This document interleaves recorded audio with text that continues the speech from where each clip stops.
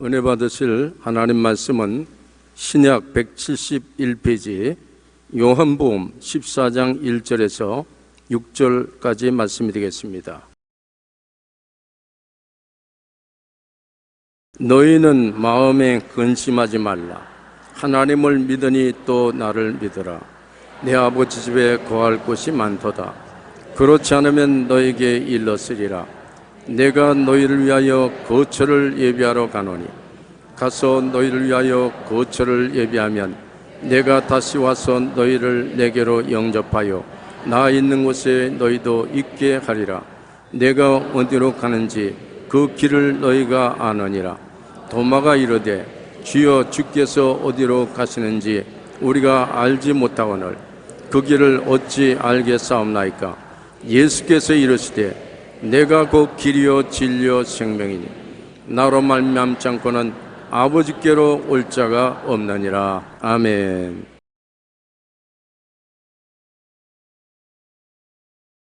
저는 여러분에게 나는 어떻게 살아야 하나 이 제목으로 오늘 말씀을 나누고자 합니다. 세계복음화 운동이 1999년 발표한 통계 자료에 의하면 전 세계 인구의 95.5%가 종교를 가지고 있다고 합니다.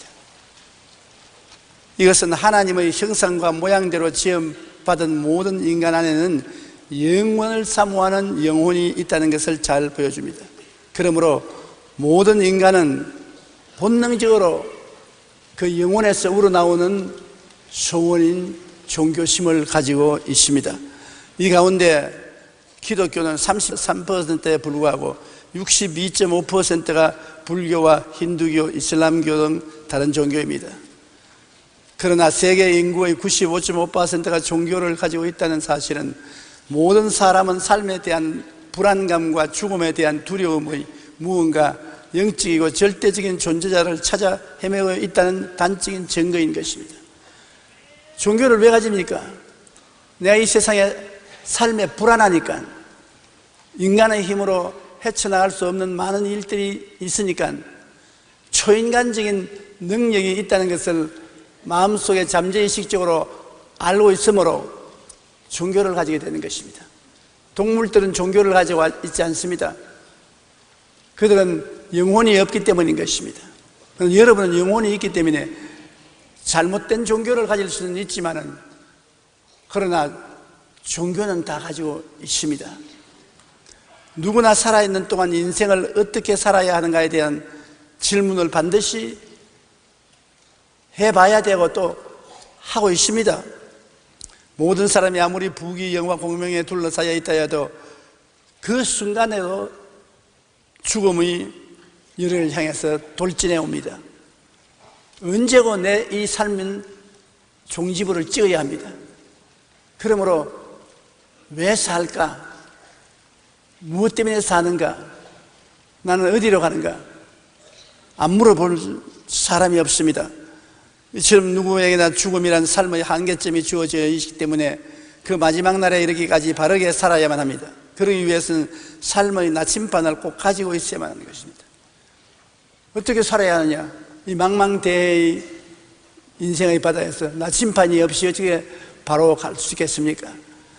그러므로 반드시 우리의 앞길을 밝혀주는 나침반이 필요한 것입니다. 우리가 인생을 성공적으로 살기 위해서는 목적이 분명한 삶을 살아야 되는 것입니다. 목적이 분명하지 않은 사람은 취생몽사합니다. 술 취해서 살다가 꿈같이 죽어가는 것입니다. 왜 사는 이유를 모르고 살다가 사라지는 것입니다. 그러므로 인생을 살아갈 때 반드시 삶의 목적을 알아야 되는 것입니다. 목적에 끌려가는 삶을 살아야 되는 것입니다. 내가 대통령도 될 수 있고 국회의원도 될 수 있고 대학 총장, 재벌, 예술가, 과학자, 군인 무엇이 될 수 있습니다. 그러나 그것보다 훨씬 높은 자기 인생을 전국적으로 끌고 가는 목적이 있어야 되는 것입니다. 목적이 있는 과학자, 목적이 있는 대학교 총장, 목적이 있는 대통령, 목적이 있는 예술가. 무슨 목적이 있어야죠. 목적이 없이 인생을 사는 사람은 취생몽사하고 마는 것입니다. 마음의 광야에서 방황하지 않기 위해서는 반드시 마음속에 목적이 있어야 되는 것입니다. 마음이란 한없이 광야입니다. 이 광야에서 사람들은 어디서 와서 왜 살며 어디로 가는가 알지 못합니다. 무식한 농부라도 밭에서 일하다가 허리를 툭툭 치고 일어나서 휴, 사는 게 뭐냐? 그러면 벌써 농부가 아닙니다. 철학자입니다. 종교학자가 된 것입니다.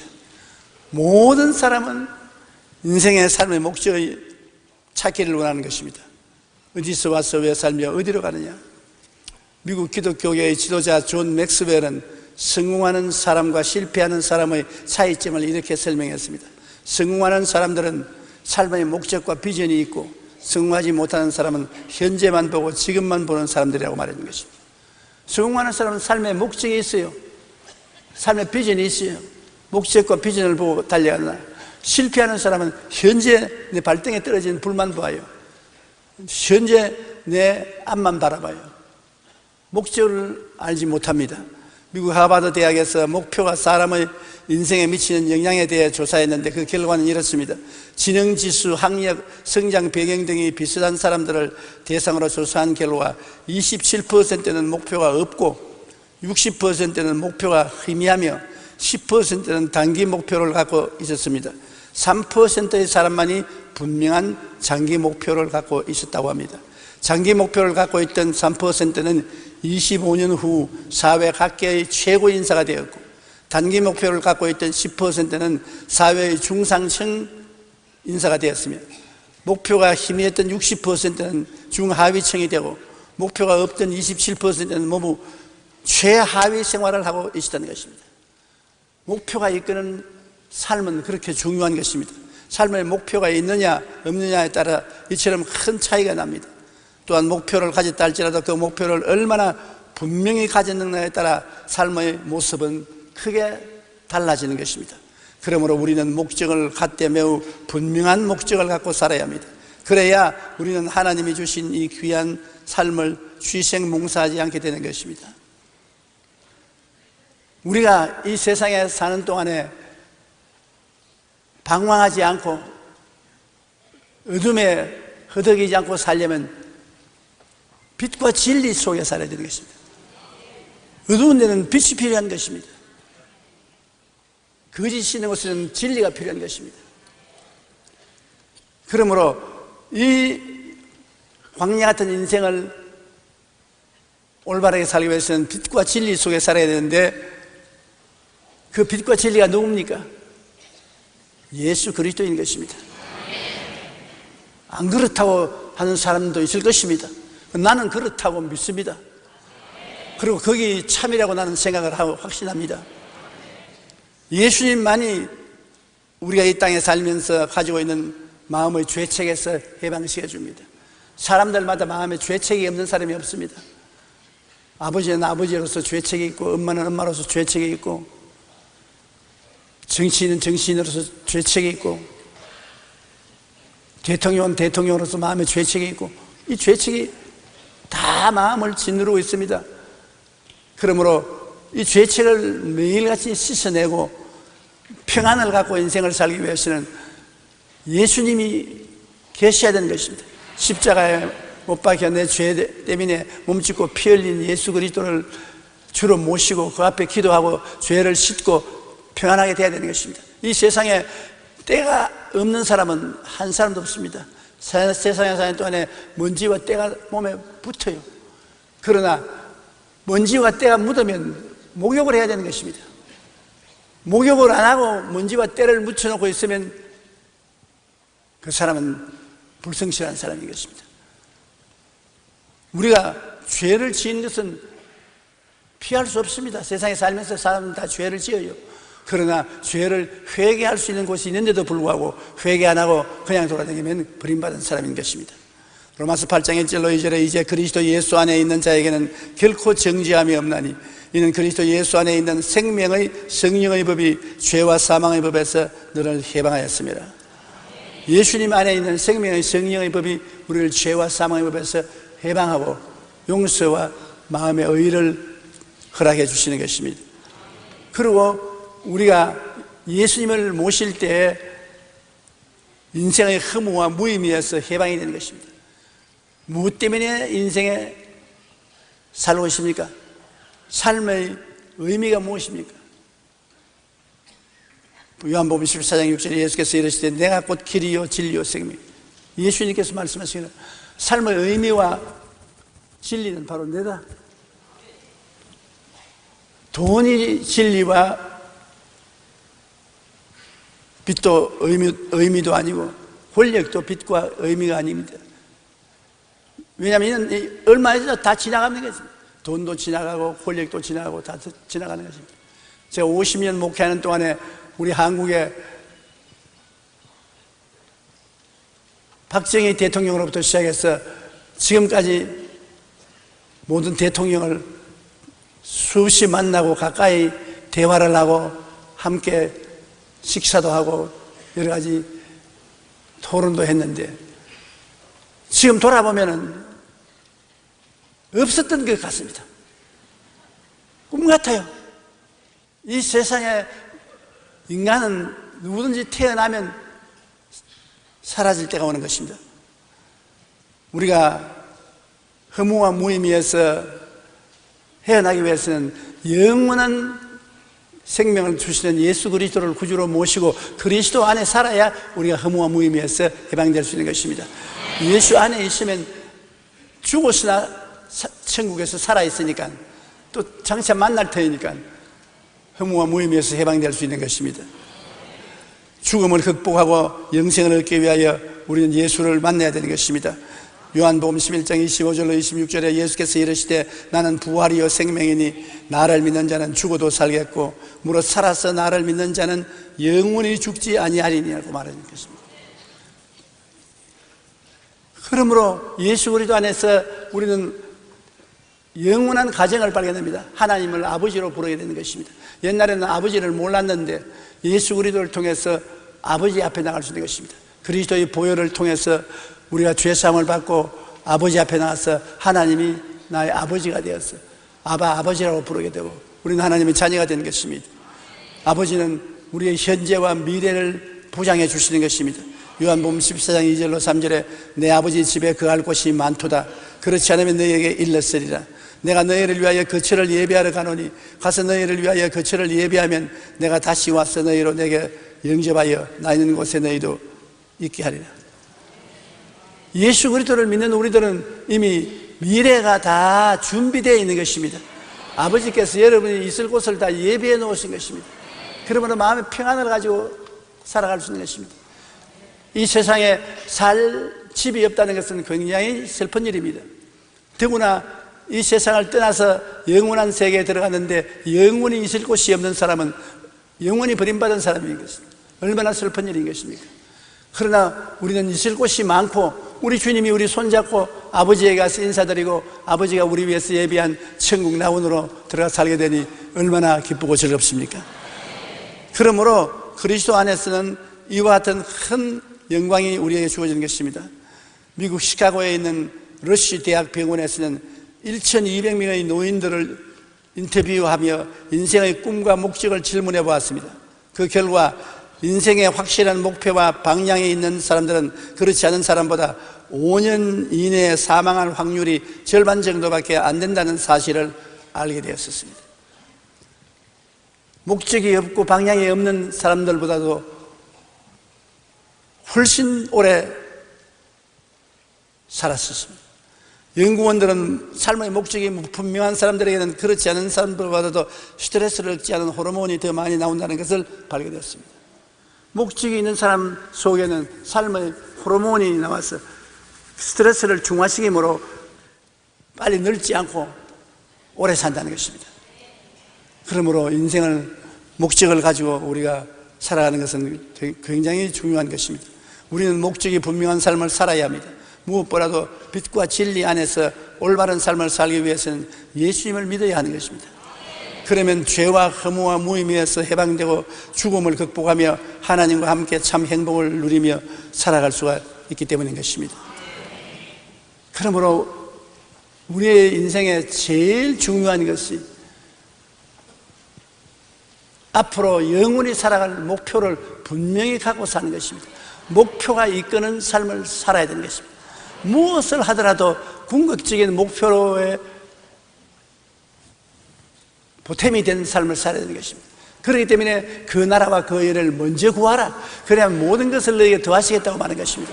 하늘나라와 하늘의 의를 먼저 구하면 이 세상에 사는 데서 우리가 필요한 무엇을 먹을까, 무엇을 입을까, 무엇을 마실까, 어떻게 할까를 다 더하여 주겠다. 궁극적인 목표가 절대로 필요한 것입니다. 내가 하늘 아버지께 가서 아버지를 모시고 영원히 사는 것이 나의 궁극적인 목표가 되어 있으면 예수님을 통해서 아버지를 믿고 아버지를 찬양하는 것을 내 마음의 궁극적인 목표로 삼고 살면 무엇을 하든지 그 아버지의 도움을 받고 아버지께 영광을 돌릴 수 있는 것입니다. 장사를 하더라도 아버지여 도와주시옵소서. 결국 나 아버지 섬기는 자식 아닙니까? 전쟁에 일어나면 생명을 아버지여 구출하여 주시옵소서. 결국은 아버지를 내가 섬기지 않습니까? 길을 잃어 방황하더라도 아버지여 나에게 길을 이끌어 주시옵소서. 결국 난 아버지의 자식 아닙니까? 궁극적인 목표에 의지하여 살면 마음의 평안을 가고 살 수 있는 것입니다. 그 다음에 우리는 봉사와 헌신의 삶을 살아야 되는 것입니다. 이 세상에 무가치하게 살지 않고 봉사와 헌신의 삶을 살아서 이웃을 내 몸같이 사랑하며 살라고 성경은 말하는 것입니다. 누가복음 10장 27절에 내 마음을 다하며 목숨을 다하며 힘을 다하며 뜻을 다하여 주 너희 하나님을 사랑하고 또한 내 이웃을 내 자신같이 사랑하라. 인간을 사는 목표는 내 생명을 다하여 하나님을 사랑하되 또한 내 이웃도 내 몸처럼 사랑하라는 것입니다. 우리가 이 세상에 이웃 없이 내 혼자 못 살지 않습니까? 남편이 있고 아내가 있고 일가 친척이 있고 이웃 사촌이 있고 우리는 이웃을 떠나서 살 수 없는 것입니다. 그러므로 이웃을 사랑하며 이웃을 섬기며 사는 것이 참 인생을 사는 것이라고 말을 하고 있는 것입니다. 우리는 이웃에 대한 참된 봉사와 헌신의 삶을 살아야 되는 것입니다. 그것이 인생을 사는 가치인 것입니다. 성경에 보면 선한 사마리아인에 대한 이야기가 있습니다.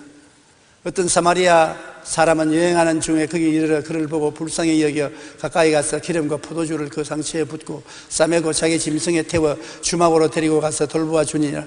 그 이튿날에 그가 주인에게 데나리온 2를 주며 이르되 이 사람을 돌보아 주라. 내 비용이 더 들면 내가 돌아올 때 갚으리라 하였으니, 어떤 사람이 예루살렘에서 여리고로 내려가다가 강도를 만났어 강도들이 그 옷을 벗기고 때려 거의 죽은 것을 버리고 갔습니다. 예루살렘에서 왜 여리고로 내려갔습니까? 여리고에는 농산물이 풍부하게 잘 됩니다. 농산물을 예루살렘에 가서 팔고 도로 여리고로 내려갈 때는 돈을 많이 가지고 나갑니다. 그러므로 도둑놈이 기다리고 있다가 돈을 빼앗기 위해서 그 사람을 죽입니다. 한 사람이 거의 죽게 되었는데 아무도 이 사람을 돌봐주지 않습니다. 제사장이 지나가다 그 사람 보고 왜 조심해서 되는지 무하다가 강도를 만나 그들마다 죽게 되었나 고개를 썰어서 흔들고 지나가 버립니다. 성전의 일을 돌보는 레위인도 와서 보고 고개를 흔들고 총총으로 가버립니다. 그러나 사마리아인, 유대인들이 개로 취급하는 사마리아인이 그곳을 지나다가 이 사람을 보고 그는 짐승에서 내려서 그가 가지고 있는 것이란 기름과 포도주가 없으므로 포도주를 부어서 소독을 하고 기름을 부어서 유하게 만들고 자기 옷을 찢어서 붕대를 만들어서 감고 그리고 그를 자기 짐승에 싣고 주막에 가서 주막 주인에게 돈을 주면서 잘 돌봐 주시오. 내가 일을 보고 돌아올 때 부비가 더 들었으면 내가 갚아주리다. 굉장한 선을 베풀었습니다. 그때 예수님께서 이 말을 하시고 누가 이 사람이 참된 이웃이 되겠느냐? 말할 필요 없이 선한 사마리아인인 것입니다. 이 사마리아인은 사람들에게 인정을 받지 못하고 욕을 얻어먹고 무식하고 천하다고 했지만은 그런 마음에 이웃에 대한 사랑이 있었습니다. 동정이 있었습니다. 이웃이 고난을 당할 때 자기의 것을 가지고서 도와주는 것입니다. 이웃에 무관심한 제사장과 레위인은 참 이웃이 아닌 것입니다. 로마서 12장 15절로 16절에 즐거워하는 자들과 함께 즐거워하고 우는 자들과 함께 울라. 서로 마음을 같이하며 높은 데 마음을 두지 말고 도리어 낮은 데 취하며 스스로 지혜 있는 지하지 말라. 우리가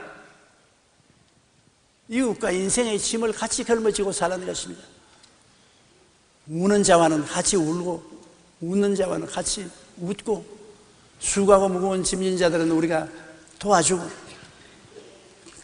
앞에서 끌어주고 뒤에서 밀면서 살라고 주님께서 말씀하고 있는 것입니다. 무관심한 삶을 살아서는 안 되는 것입니다.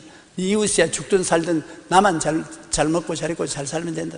그거는 인생을 잘못 사는 것입니다. 반드시 자기도 도움이 필요할 때가 오는 것입니다. 그때 아무도 도와줄 사람이 없을 것입니다. 우리가 제일 먼저 그 나라와 그 일을 구하고 하나님을 섬기는 것이 우리 인생의 궁극적인 목표이지만 그 궁극적인 목표 밑에 우리는 이웃을 사랑하고 이웃에 대한 관심을 가지고 살아야 되는 것입니다. 이웃이 굶느냐, 이웃이 고통을 당하느냐, 이웃이 문제를 가지고 괴로워하느냐, 관심을 가지고 이웃을 도와줘야 되는 것입니다. 그것이 우리 오늘 인생을 살아가는데 굉장히 필요한 것입니다. 나는 우리 한국이 36년 동안 일본의 수탈을 당하고 6.25 사변으로 모든 것이 다 파괴되고 그 어려운 가운데 경제 재건을 해서 국민소득 2만 달러에 도달하게 되니까 우리가 오늘날 이웃을 돕고 있습니다. 하이티에서 지진이 나서 수많은 사람이 죽고 사람들이 갈 데 없을 때 우리가 많은 헌금을 들여서 이웃을 돕고 있는 것입니다. 우리 한국 사람이 사랑이 많습니다. 우리가 이웃을 돕는 사랑의 손길을 계수하고 있는 이상 하나님은 우리를 더욱 축복해 주실 것입니다. 왜냐하면 주라 그러면 돌려줄 것이 이곳 후회되어 눌러서 흔들어서 넘치게 해서 안겨줘요. 그냥 돌려주는 것이 아닙니다. 꼭 친정어머니가 딸네 집을 돌아갈 때 자, 이 포대 이거 열어라. 그리고 밀이나 쌀이라도 데어서 눌렀어, 흔들었어, 넘치게 했어. 아, 엄마 그러지 마라. 시어머니 보면 큰일 난다. 그러니까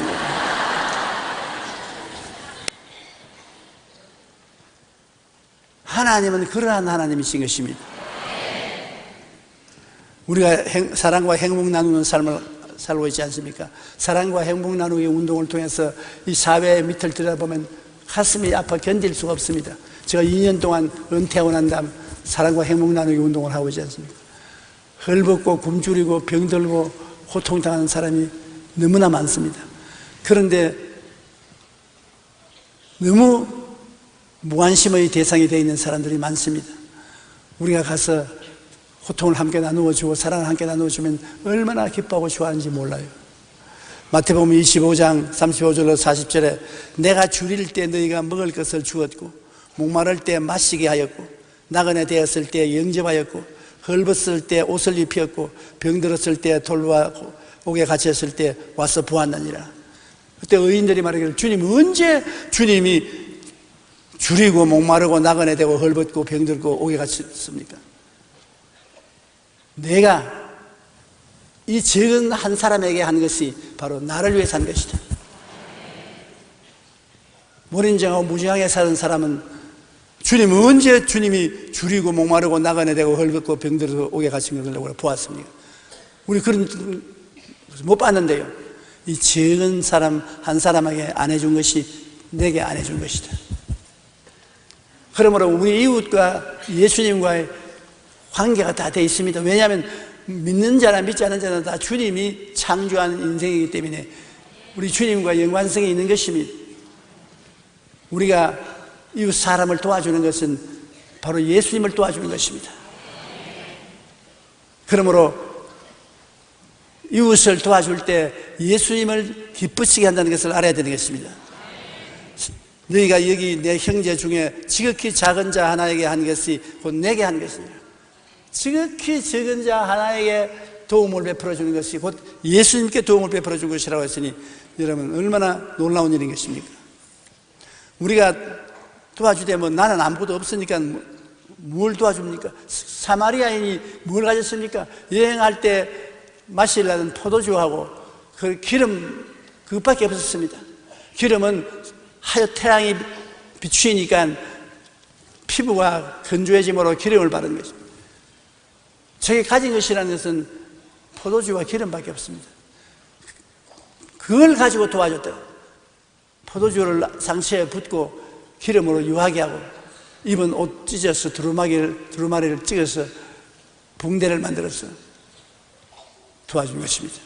우리가 있는 것으로 도우라고 하지 없는 것을 가지고 도우라고 말 안 합니다. 이웃을 도와줄 때 내게 있는 것으로 도와줘.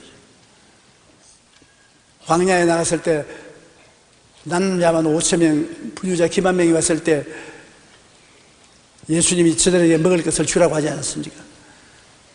그때 제자들이 뭐라고 대답했습니까? 조금씩 이 사람에게 줄지라도 300데나리나 되는 떡이 필요합니다. 그러나 그런 돈이 없다는 것입니다. 그럴 때 어린 아이의 보리떡 5개와 물고기 2마리를 가지고 나왔습니다. 이것은 상점에서 파는 것이 아닙니다. 집에서 만드는 형편없는 보리떡 5개와 물고기 2마리를 가지고 있는 것을 가지고 나왔습니다. 주님은 그 있는 것을 기쁘고 감사하게 받아서 축복해서 주니 5,000명 부녀자까지 합쳐서 10,000명이 넘는 사람들이 다 배불리 먹고 12바구니가 남았습니다. 있는 것을 가지고 이웃을 도우라는 것입니다. 없는 것으로 도우라는 말 안 합니다. 제가 사랑과 행복 나누기 운동에 나가면 여러분이 물질로도 헌금하지만 실제적으로 옷도 주시고 신발도 주시고 약품도 갖다 주는데 있는 것을 내놓으면 그걸 가지고 나가서 이웃에 도와요. 그것만도 얼마나 고맙고 감사하게 생각하는지 모르겠습니다. 요한 1서 3장 18절에 자녀들아 우리가 말과 혀로만 사랑하지 말고 행함과 진실함으로 하자. 말과 혀로만 사랑한다 돌본다고 하지 말고 행함과 진실함으로 해야 됩니다. 하나님은 우리의 행위와 진실함을 바라보시는 것입니다.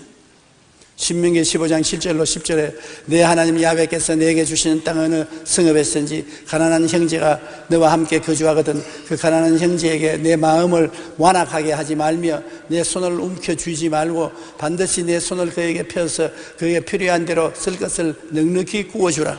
너는 반드시 그에게 줄 것이요 줄 때에는 아끼는 마음을 품지 말 것이니라. 이로 말미암아 내 하나님 야훼께서 내가 하는 모든 일과 내 손이 닿는 모든 일에 내게 복을 주시랴. 복받은 사람은 이웃에 가난한 사람에게 구워주는 것이 복을 더 많이 받는 길인 것입니다. 나는 복받은 사람인데 어떻게 계속해서 더 복을 받습니까? 복을 나누어 주면 더 복을 많이 받는 것입니다. 복을 나누어 주지 아니하면 있는 복도 뺏기는 것입니다. 1800년대 중반에 스위스 출신의 실업가요 은행가인 한 사람이 더 많은 돈과 권력과 명예를 얻기 위해 나폴레옹 3세가 있는 프랑스로 갔습니다. 그의 야망은 나폴레옹 3세를 만나서 프랑스와 스위스의 경제협력을 맺고 유럽 대륙의 부의 중심부에 서는 것이었습니다.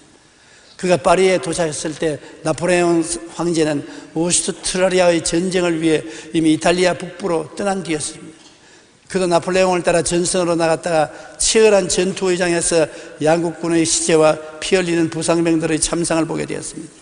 며칠 후 그는 이 전장을 떠나면서 그동안 한 번도 생각해 본 적이 없던 새로운 꿈을 갖게 된 것입니다.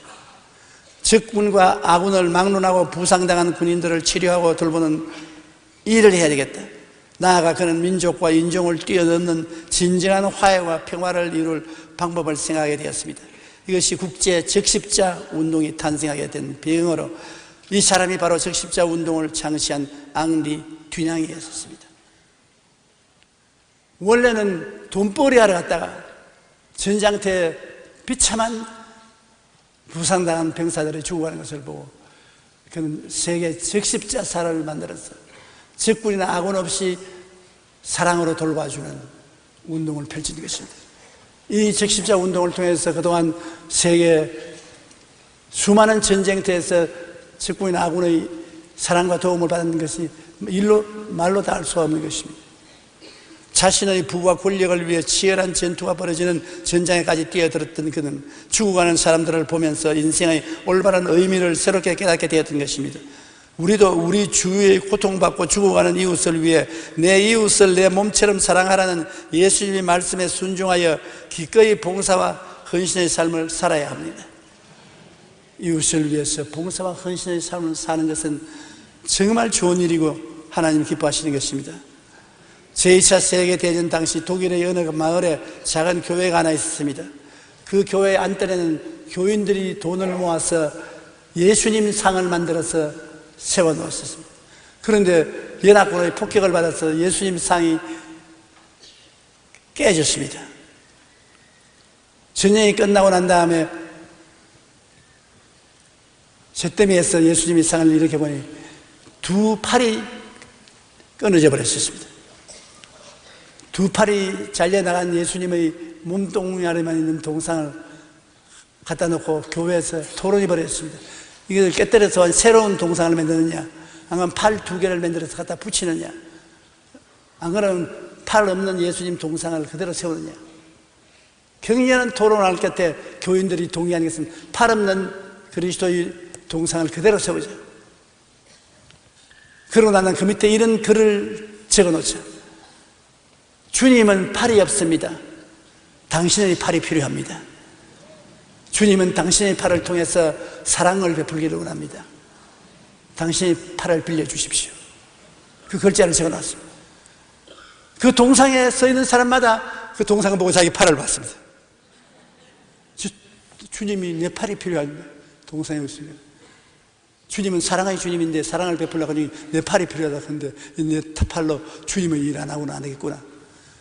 모든 사람들이 예수님을 위해서 일해야 되겠다는 심정이 들어오게 되고, 그로 말미암아 그 교회가 그 사회에 크게 기여하게 되고 수많은 사람을 예수 믿게 했다는 간증을 읽어본 적이 있습니다. 우리가 예수님의 두 팔이 되겠다는 각오로 어려운 이웃을 위해 헌신의 삶을 살아가면 아름다운 결실을 맺게 되고 행복이 넘치는 사회를 만들 수가 있게 되는 것입니다. 그 다음에 우리가 인생을 사는 것은 이제 내 자신을 위해서 살아야 되는 것입니다. 하나님을 섬기는 것이 제 1차 목표고, 그 다음에는 이웃을 섬기고, 셋째는 자신을 섬기면서 살아야 되는 것입니다. 자신을 섬겨서 가치 있게 살아야 되는 것입니다. 세월은 빨리 갑니다. 세월이 지나가기 전에 기뻐하고 감사하며 살아야 합니다. 시편 90편 10절에 보면 우리의 연수가 70이요 강건하면 80이라도 그 연수의 자랑은 수고와 슬픔뿐이요 신속의 간이 우리가 날아가나이다. 데살로니가 전서 5장 16절로 18절에 항상 기뻐하라, 쉬지 말고 기도하라, 범사에 감사하라, 이것이 그리스도 예수 안에서 너희를 향하신 하나님의 뜻이니라. 한 번 지나가면 다시 돌아오지 않는 것은 세 가지만 생각해 본다면 다음과 같습니다. 활을 수에 땡겨서 탁 쏘버려요. 화살이 한번 날아가면 다시 안 돌아옵니다. 돌아와 화살아 돌아와. 안 돌아옵니다. 그냥 가버리는 것입니다. 두 번째는 입에서 나온 말입니다. 말하면 하고 담지 못하는 것은 참 고약한 일이죠. 제일 정치가들이 조심해야 될 것은 입을 조심해야 되는 것입니다. 한번 뱉어놓고는 도로 거둘 수가 없어요. 세 번째는 시간입니다. 지나간 시간은 결코 되돌릴 수 없기 때문인 것입니다. 일단 잃어버린 젊음은 다시 돌아오지 않습니다.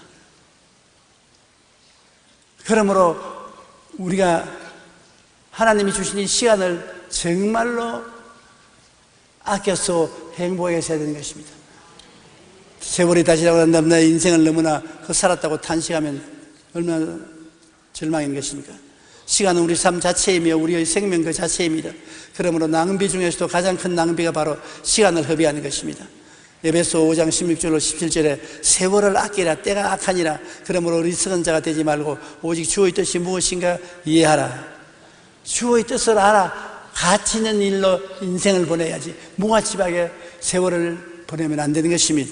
우리는 시간을 아끼고 나를 향한 주님의 뜻을 분명히 깨닫고 살아야 합니다. 이것이 지혜로운 삶입니다. 우리가 가치 있게 살기 위해서는 언제나 기뻐하고 감사하면서 살고 주어진 일에 최선을 다하고 살아야 되는 것입니다. 주어진 일에 최선을 다하고 산다는 것이 우리가 자기가 정말 후회하지 않고 사는 인생인 것입니다. 자기 주어진 일을 최선을 다하지 않고 낭비하고 보내버렸다면 나중에 크게 후회하지 않습니까? 주어진 일에 최선을 다해서 살아야 되는 것입니다. 저는 50년 목회를 뒤돌아보면서 마음에 후회가 없는 것을 감사하게 생각합니다. 왜냐하면 50년 동안에 보통 사람은 5번, 5년간 휴가를 가집니다. 그런데 나는 한 번도 휴가를 가진 적이 없습니다. 50년간에 70만 성도를 만들기 위해서 자고 깨고 모시고 휴가고 했다가는 그거 못해요. 밤도 없고 낮도 없고 아침도 없고 저녁도 없고 겨울도 여름도 없이 뛰어야 되는 것입니다. 그때는 괴로웠는데 지금은 지나고 보니까 휴가 갔다가 와서 사는 저나 휴가도 못 가고 목회한 나나 같아요. 그때 나보고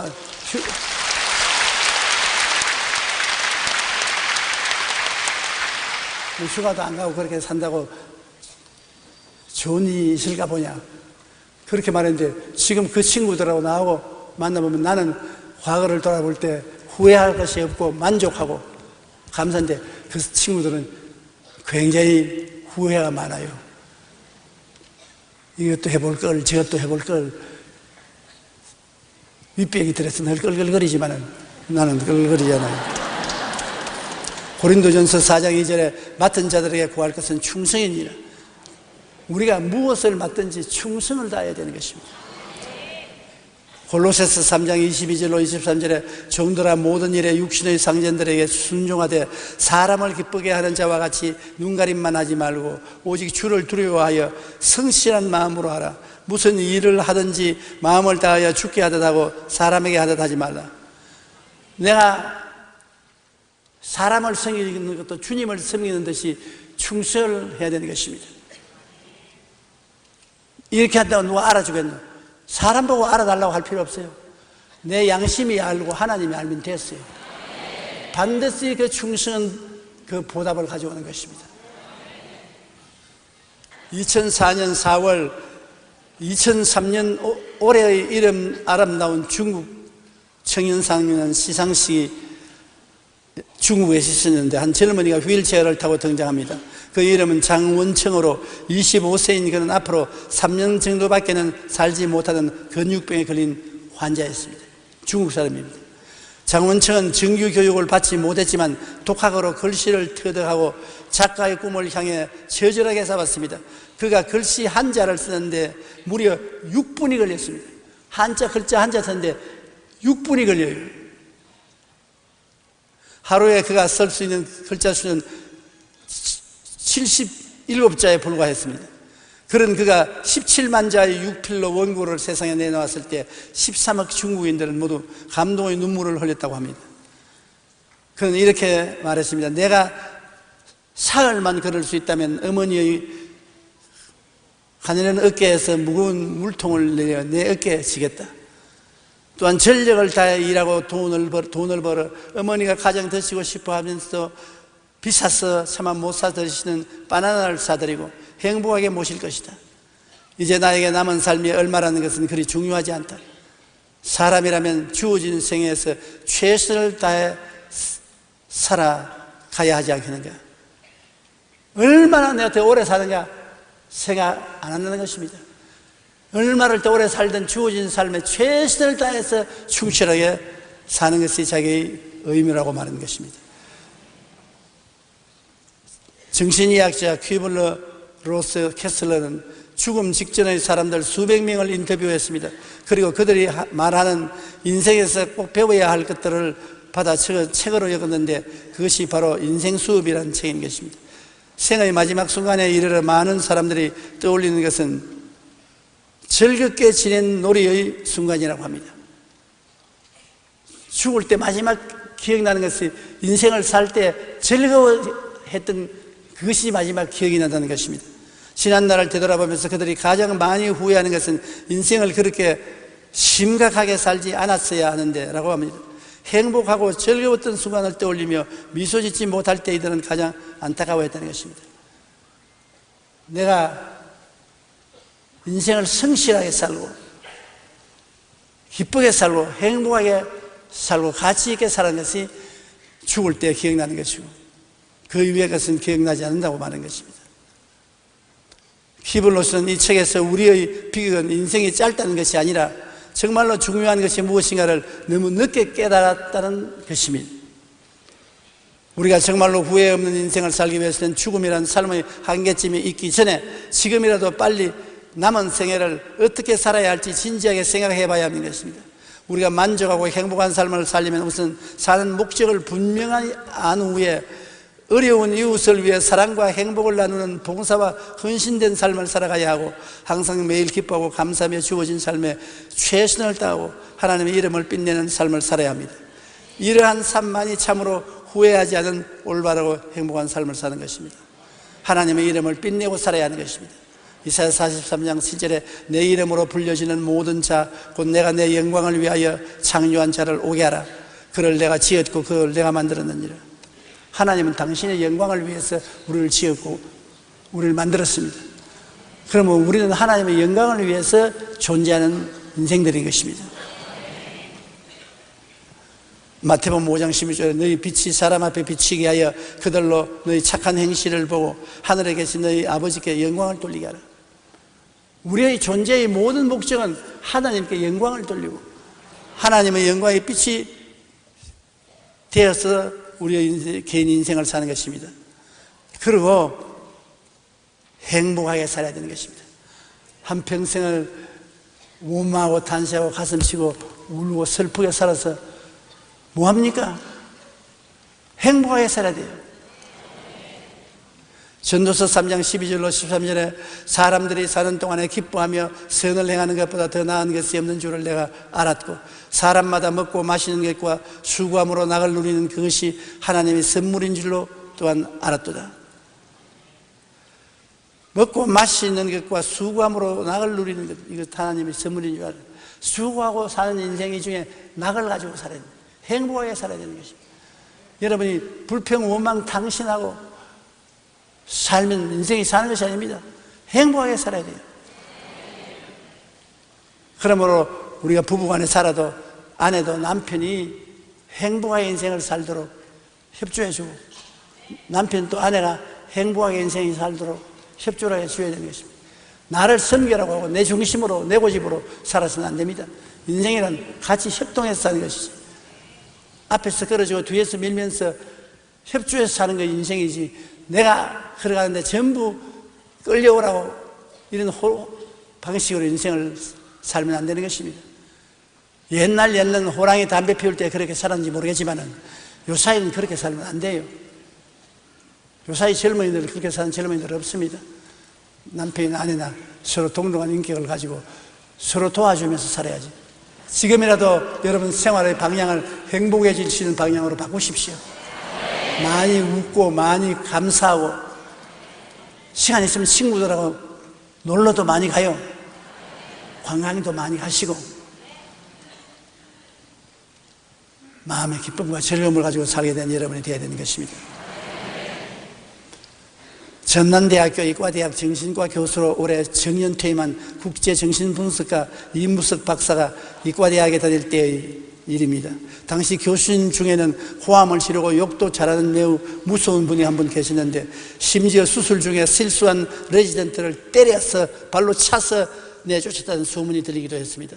그러나 그분의 수술 실력만큼은 타의 추종을 불허하여 우리나라 최고의 찬사가 있었습니다. 그러니 이무석 박사가 이과대학을 졸업하고 10년이 지난 어느 날 그분이 교회에 나가기 시작했다는 소문을 들었다고 합니다. 더욱 놀라운 것은 주일 예배 시간에 헌금위원으로 봉사를 한다는 것입니다. 이무석 박사가 교수님을 만나 그 경위를 묻자 이렇게 간증하였습니다. 나는 신을 믿지 않았어. 비과학적이라고 생각했지. 의사 생활을 하면서 말기암 환자들이 주변 사람들을 원망하고 욕을 하며 불안에 떨다가 죽어가는 모습을 자주 보면서 그분들의 심정을 이해할 수 있었어. 그런데 지금도 기억에 생생한 환자가 있었는데 그분의 얼굴은 그렇게 평안할 수가 없었어. 그분은 지독한 통증을 잘 참으면서 오히려 주변 사람들을 위로해 주었어.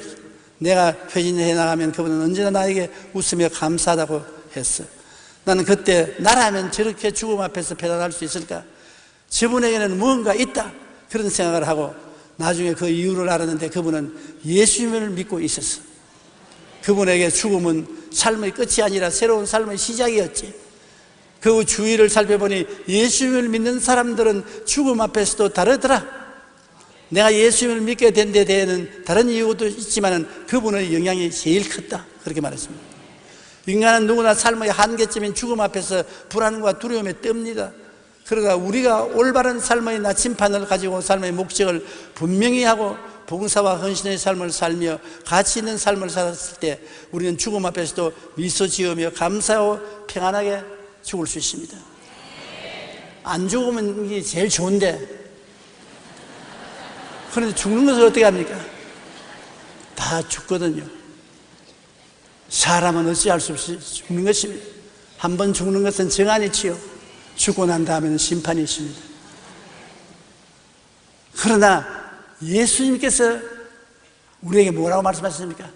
나는 부활이요 생명이니 나를 믿는 자는 죽어도 살겠고 살아서 믿는 자는 영원히 죽음을 보지 않냐. 증명하시오. 당연히 그 말했으니까 증명하시오. 당당히 증명했지요. 죽은 나사로를 죽은 지 나흘 만에 썩은 냄새 나는데 무덤에 있는 것을 나사로야 나오라, 나왔습니다. 자기 자신이 죽어 무덤에 들어간 지 사흘 만에 일어났습니다. 증명했어요. 예수님 안에서는 죽어도 살아도 주를 믿는 자는 영원히 죽지 않는다. 그러므로 오늘 예수 믿는 여러분은 죽음은 쇼에 불과한 것입니다. 걱정할 것 없어요. 지금 이미 예수 믿었으니 얘는 죽음이 없습니다. 상황의 변화에 불과하지.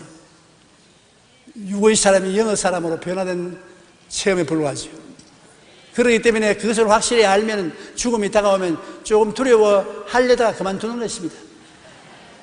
성령이 위로해 주기 때문에 마음의 평안이 다가오고 죽음을 극복할 수가 있는 것입니다. 나는 어떻게 살아야 하나? 한번 따라 말씀하세요. 첫째로, 목적이 분명한 삶을 살자. 둘째로, 봉사와 헌신의 삶을 살자.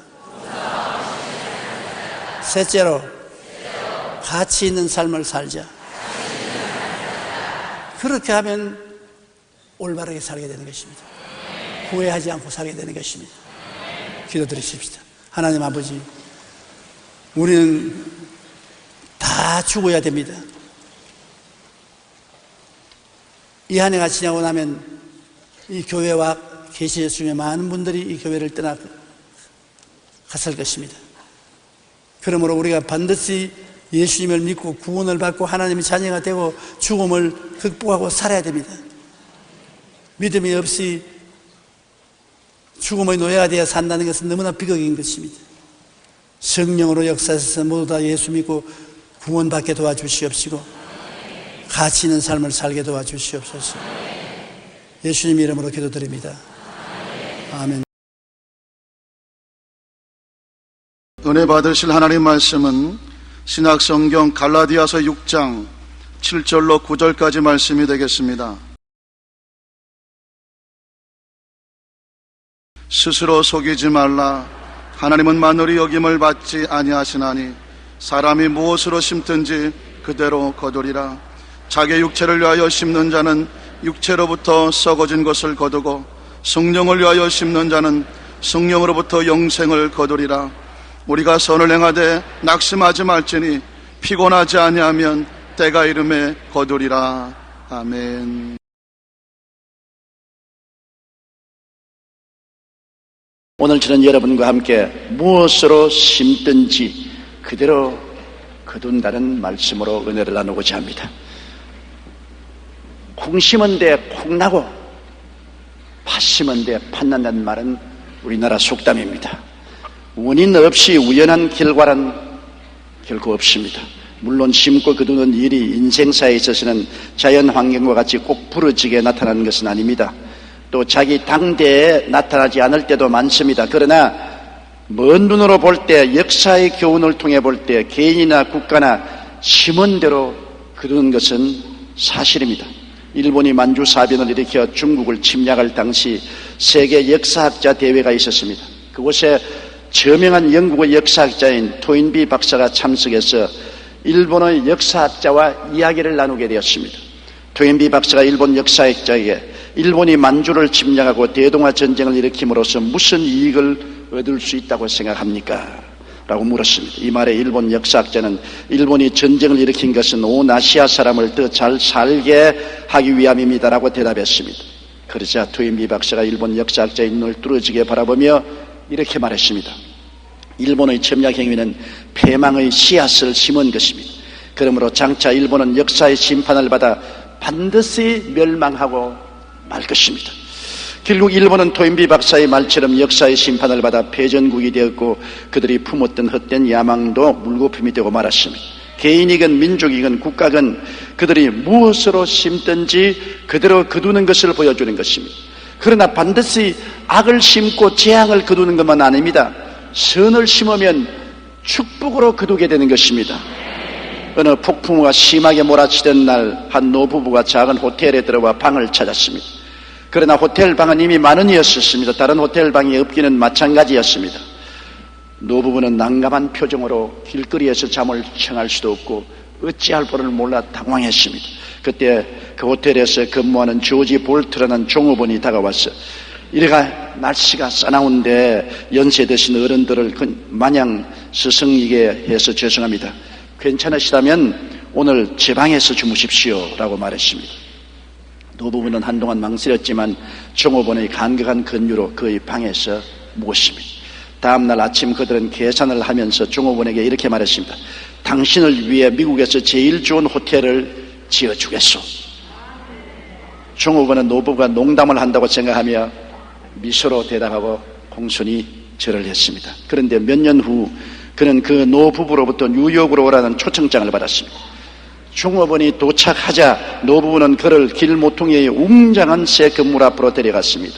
그리고 이렇게 말했습니다. 이것이 내가 당신에게 지어주기로 약속했던 바로 그 호텔이요. 이 노인은 월리엄 월도프 아스토리였고 그 건물은 그 유명한 월도프 아스토리아 호텔이었습니다. 친절을 심은 결과 일개 종업원이었던 조지 볼트가 하루아침에 세계적인 호텔의 지배인이 되었던 것입니다. 사람은 그 무엇으로 심든지 그대로 거둡니다. 저는 이 사실을 야곱의 삶을 통하여 오늘 여러분과 함께 살펴보고자 하는 것입니다. 야곱은 그의 삶 전체를 통해서 시작부터 잘못 심었습니다. 형에 대해서 잘못 심었습니다. 야곱은 이미 어머니 뱃속에서 장자가 될 것이라는 약속을 받았음에도 불구하고 하나님의 뜻을 기다리지 못하고 자기의 수단과 방법으로 이루려고 했습니다. 창세기 25장 23절에 하나님은 리브가에게 말씀하기를 두 국민이 내 태중에 있구나. 두 민족이 내 복중에서 나누이리라. 이 족속이 저 족속보다 강하겠고 큰 자는 어린 자를 섬기리라 하였더라. 여기에서 이미 어머니 태중에서부터 하나님은 예언하셨습니다. 다시 말하면 형 에서가 동생 야곱을 섬기리라고 한 것입니다. 그렇다면 하나님을 믿고 마음을 느긋하게 먹고서 기다려야 되는데 초급에서 하나님의 뜻을 자기의 힘으로 이루려고 수단과 방법을 총동원했습니다. 형의 곤고한 기회를 타고 팥죽 한 그릇으로 장자의 명분을 빼앗았습니다. 형이 사냥하고 오는데 허기증이 나서 배가 고파 있는데 야곱이 팥죽을 끓이고 있었습니다. 형이 와서 팥죽 한 그릇 따오. 야곱은 기회라고 생각하고 형이 장자 명분을 내게 팔면 팥죽 한 그릇 주겠다. 형이 말하기를 배고파 죽겠는데 장자 명분까지 끝해서 뭐하냐, 오냐, 장자 명분 내게 팔았다. 그러고 팥죽 한 그릇 얻어먹었습니다. 세상에 이런 망령된 일이 어디 있습니까? 장자의 명분이 얼마나 큰데 그 명분을 팔고 팥죽을 얻어먹었겠습니까? 창세기 25장 34절에 야곱이 떡과 팥죽을 에서에게 주며 에서가 먹으며 마시고 일어나갔으니 에서가 장자의 명분을 경홀히 여기며 했었습니다. 그래서 여기에서 형의 곤고한 기회를 타고 야곱은 형의 장자 명분을 빼앗는 야속하고 야비한 행동을 했습니다. 잘못 심었습니다.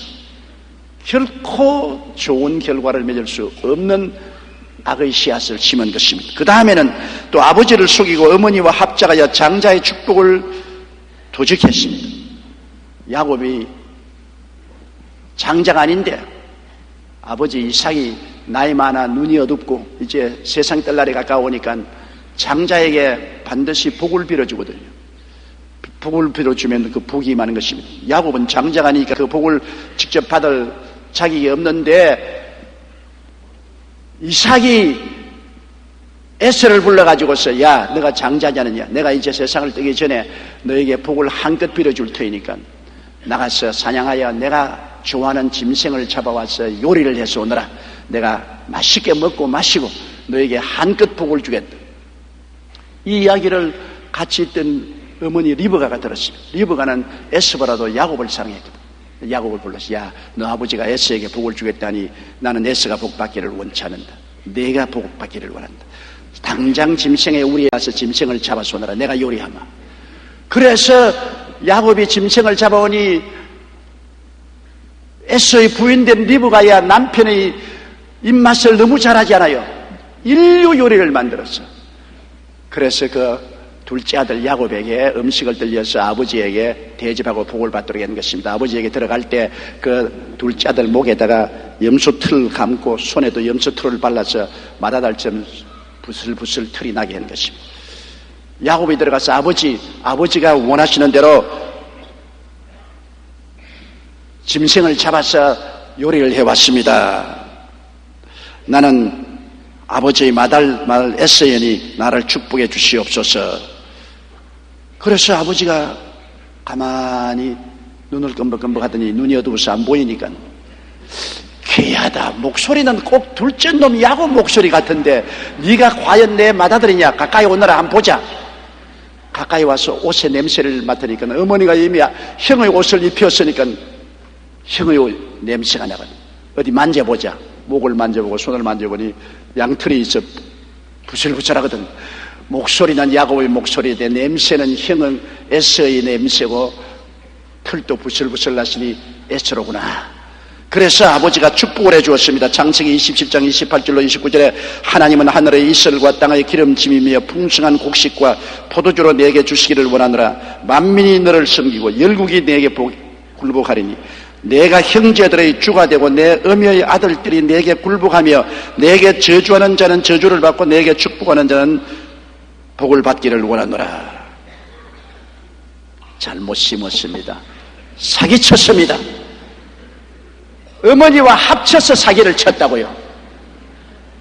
사람은 무엇으로 심든지 거두는데 장차 어떻게 거두려고 그는 현재 욕심을 따라 심었는지 모르겠습니다. 그러나 심은 대로 야곱은 거둘 수밖에 없었습니다. 그 이후에 형이 짐승을 잡아서 요리를 해서 오니까 아버지가 벌떡이 나서 벌벌 떨면서 그러면 너 먼저 온 에서는 누구냐? 그가 내 축복을 다 가져갔다. 형이 그 말을 듣고 분도 막심하여 동생 야곱을 죽이려고 했었습니다. 그래서 형의 분노를 산 동생은 형의 손길을 피해서 바단 마람 외삼촌 집으로 도망을 쳤습니다. 그것도 어머니가 외삼촌 집으로 가라고 권면을 해서 그는 주렐랑을 쳤습니다. 외삼촌 집에 가서 피신을 하고 있는 동안에 외삼촌의 두 딸이 있었는데 그 둘째 딸 라헬을 야곱이 연애했습니다. 라헬은 굉장히 이쁘고 참한 처녀였습니다. 야곱이 너무 좋아했었습니다. 그래서 외삼촌에게 가서 말했습니다. 외삼촌, 라헬을 내 아내로 주세요. 그러면 내가 7년 동안 공짜로 외삼촌을 위해서 일을 해드리겠습니다. 그런데 외삼촌 딸 라헬을 위하여 7년 노동을 했으나 첫날 밤을 지나고 보니 라헬이 아니고 좋아하지 않은 그 언니 레아였었습니다. 그래서 그때는 전등불도 없고 촛불도 없은지라 밤에 캄캄한데 신부가 들어오니 누군지 알 수가 있어야지요. 그래서 그 신부하고 첫날 밤을 지나고 보니까 라헬이 아니고 레아였습니다. 우리 어머니도 그 말 하셨어요. 너 아버지 내가 하룻밤 지나고 그 이튿날 얼굴을 처음 봤다 그래요. 옛날에도 시집 오면 남편이 누군지 모르고 그냥 부모들이 맺어준 대로 시집 와서 살다가 얼굴이 어떻게 생겼는지 보는 겁니다. 운이 좋으면 미남도 만나고 미녀도 만나고 운이 나쁘면 호박도 만나고 그렇게 된 것이죠. 그래서 야곱은 너무나 속이 상했습니다. 창세기 29장 25절에 보면 내가 라헬을 위하여 외삼촌께 봉사하지 않았나이까 외삼촌이 나를 속이시면 어찌미니까.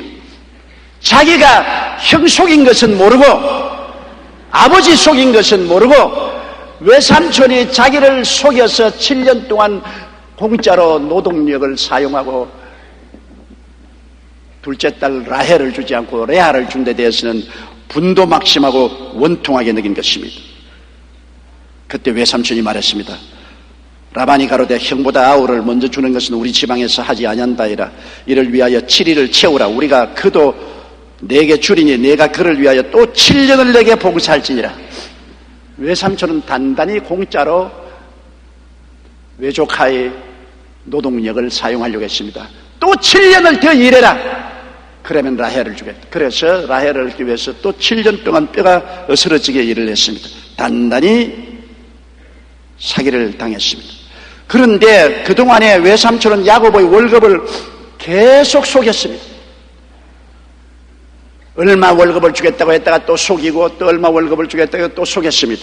창세기 31장 38절로 42절에 보면 내가 이 20년에 외삼촌과 함께 하였거니와 외삼촌의 암양들이나 암염소들이 낙태하지 아니하였고 또 외삼촌의 양떼의 수양을 내가 먹지 아니하였으며 물려 찢긴 것은 내가 외삼촌에게로 가져가지 아니하고서 서로 그것을 보충하였으며 낮에 도적을 말았든지 밤에 도적을 말았든지 내가 외삼촌에게 물어내었으며 내가 이와 같이 낮에는 더위를 무릅쓰고 밤에는 추위를 당하며 눈 붙일 겨를도 없이 지내었나이다. 내가 외삼촌의 집에 거한 이 20년에 외삼촌의 두 딸을 위하여 14년, 외삼촌의 양떼를 위하여 6년을 외삼촌을 봉사하였거니와 외삼촌께서 내 품값을 10번이나 변역하였으니 우리 아버님의 하나님 아브라함의 하나님 곧 이삭의 경외하는 이가 나와 함께 계시지 아니하셨다면 외삼촌께서 이제 나를 공수로 돌려보냈으리다.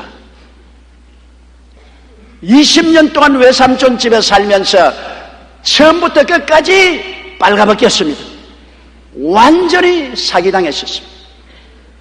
야곱은 그것이 굉장히 마음이 고통스럽고 괴로웠지만은 사람이 무엇으로 심든지 그대로 거둡니다. 자기가 형을 속이고 아버지를 속인 것을 결국 외삼촌 집에 가서 머리끝부터 발끝까지 거두게 된 것입니다. 베키 커튼이라는 아름다운 여인이 있었습니다. 그녀는 자신의 세 번째 남편을 도끼로 살해해서 집 앞 연못에 던져버렸습니다. 얼마 후 시체가 발견되어 수사관들에 의해 인양되었는데 인양 작업 중 그동안 행방불명으로 처리되었던 그녀의 첫 번째와 두 번째 남편의 시체도 함께 발견되었습니다. 부검 결과 한 사람은 큰 공업용 바늘에 심장이 찔려 죽었고 다른 사람은 독살되었음이 밝혀졌습니다. 얼마 후 이 희대의 악녀는 재판을 받았는데 그녀가 얼마나 아름다웠던지 그 재판 과정을 지켜보았던 메이슨 로크 원서 목사는 이렇게 묘사했습니다. 법정에선 그녀의 보석 같은 눈에서 눈물이 흘러내렸다. 그녀가 장밋빛 뺨에 눈물을 흘리며 무죄를 호소하자 그 미묘한 아름다움에 법정 전체가 혼이 빠져버린 듯 했고 엄격한 판사도 마음이 풀어진 모습이었다. 판사나 배심은 모두 몸을 앞으로 내밀고 넋을 잃은 채 세상에 어쩌면 저렇게 마음을 끄는 사람이 있을까라고 감탄했다.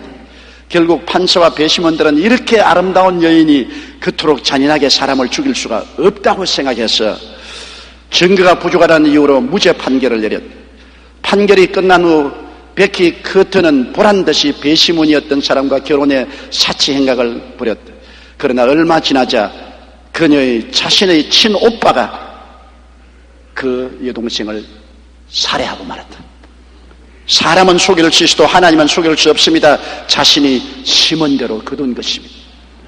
너무나 아름다운 여인이기 때문에 판사도 검사도 배심원도 혼이 빠져버렸습니다. 그의 눈물의 호소에 무죄를 선언했지만 하나님은 그렇지 않으셨습니다. 결국 하나님은 친오빠를 사용하셔서 그를 살해하고 마는 것입니다. 사람이 무엇으로 심든지 거두는 것입니다. 그러나 또 잘 심은 것을 보세요. 미국의 보스턴시의 시드로사라는 청년이 거상 바튼을 찾아갔습니다. 제가 워싱턴에 소매상을 하나 차리려고 하는데 2,000불만 돈을 빌려주십시오.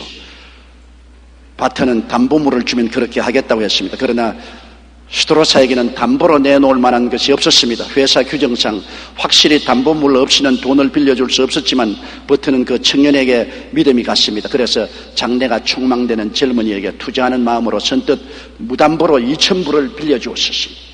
이 일이 있은 지 10년 후에 세계적인 대공황이 왔습니다. 바튼의 사업도 도산되어 빚을 갚지 않으면 도저히 재기할 수 없었습니다. 이 사실을 듣게 된 시드로사는 바튼을 찾아왔습니다.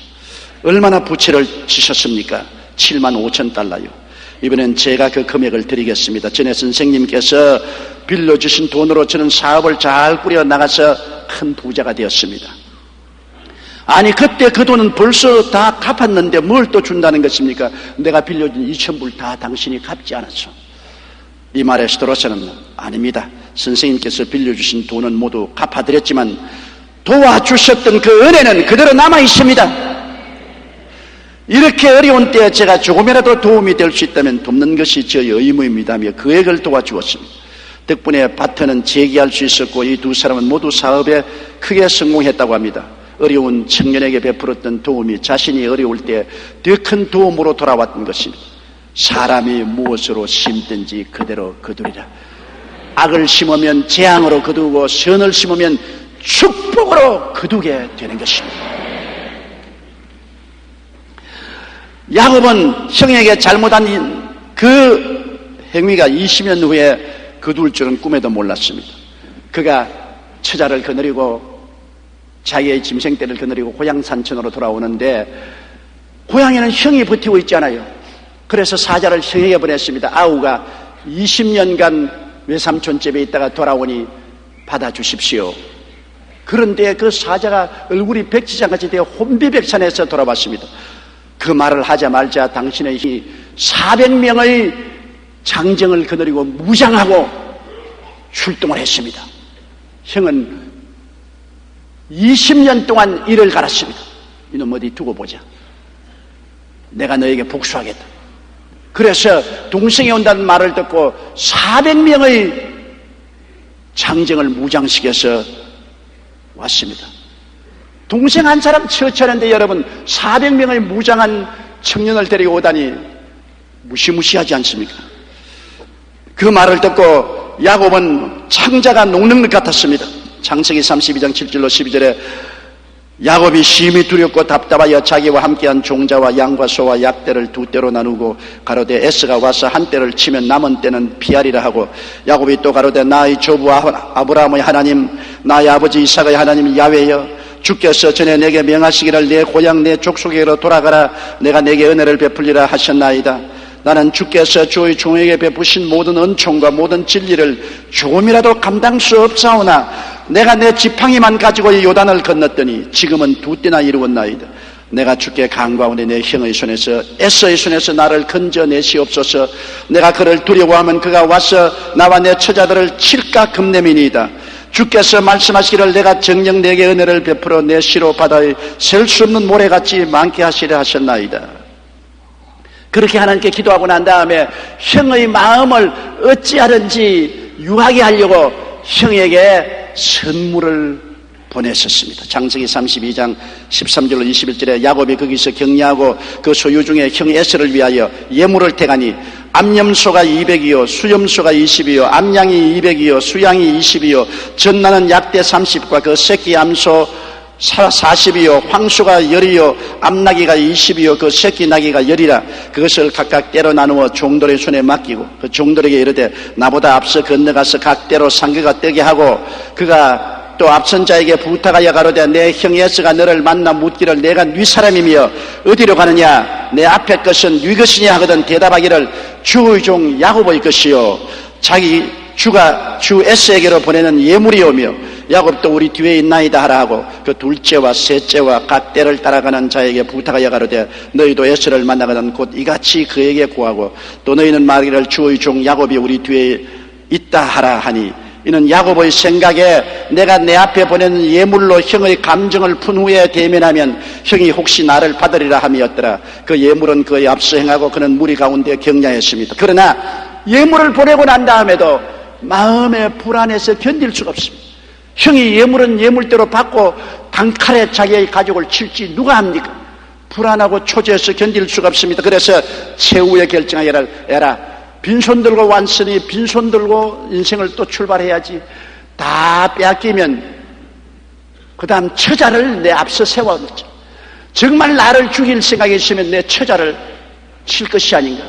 처자를 치면 나는 도망을 치겠다. 그래서 처자를 형의 분노의 표정물로 보내었습니다.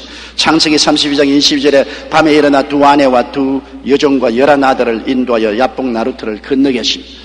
강을 건너서 처자는 강 저쪽 편에다 보내놓고 자기는 이쪽 편에 꿇어 앉아가지고 기다립니다. 형이 와서 처자를 치면 그때는 나는 36개를 놓는다 까짓것. 장가는 또 가면 되는 것이고 자식은 또 낳으면 되는 것이니까 내 목숨 살펴볼 것이지 처자가 이 위기에 무슨 중요한 것이냐. 정말로 야곱이었었습니다. 그러나 거기에서 하나님은 내 길이냐 내 길이냐 택하라고 압력을 가했습니다. 밤이 왔는데 밤에 갑자기 장정한 사람이 달라들어서 야곱의 허리춤을 잡고 실험을 했습니다. 재미있으라고 실험한 거 아닙니다. 붙잡고 야 이놈아 너 처자에게로 들어가라. 죽어도 같이 죽고 살아도 같이 죽고 살아라. 내가 잘못한 것 내가 책임져라. 20년 전에 내가 형에게 사기친 것 이제 거두어야 되는데 왜 회피하려고 하느냐. 책임져라. 건너가라.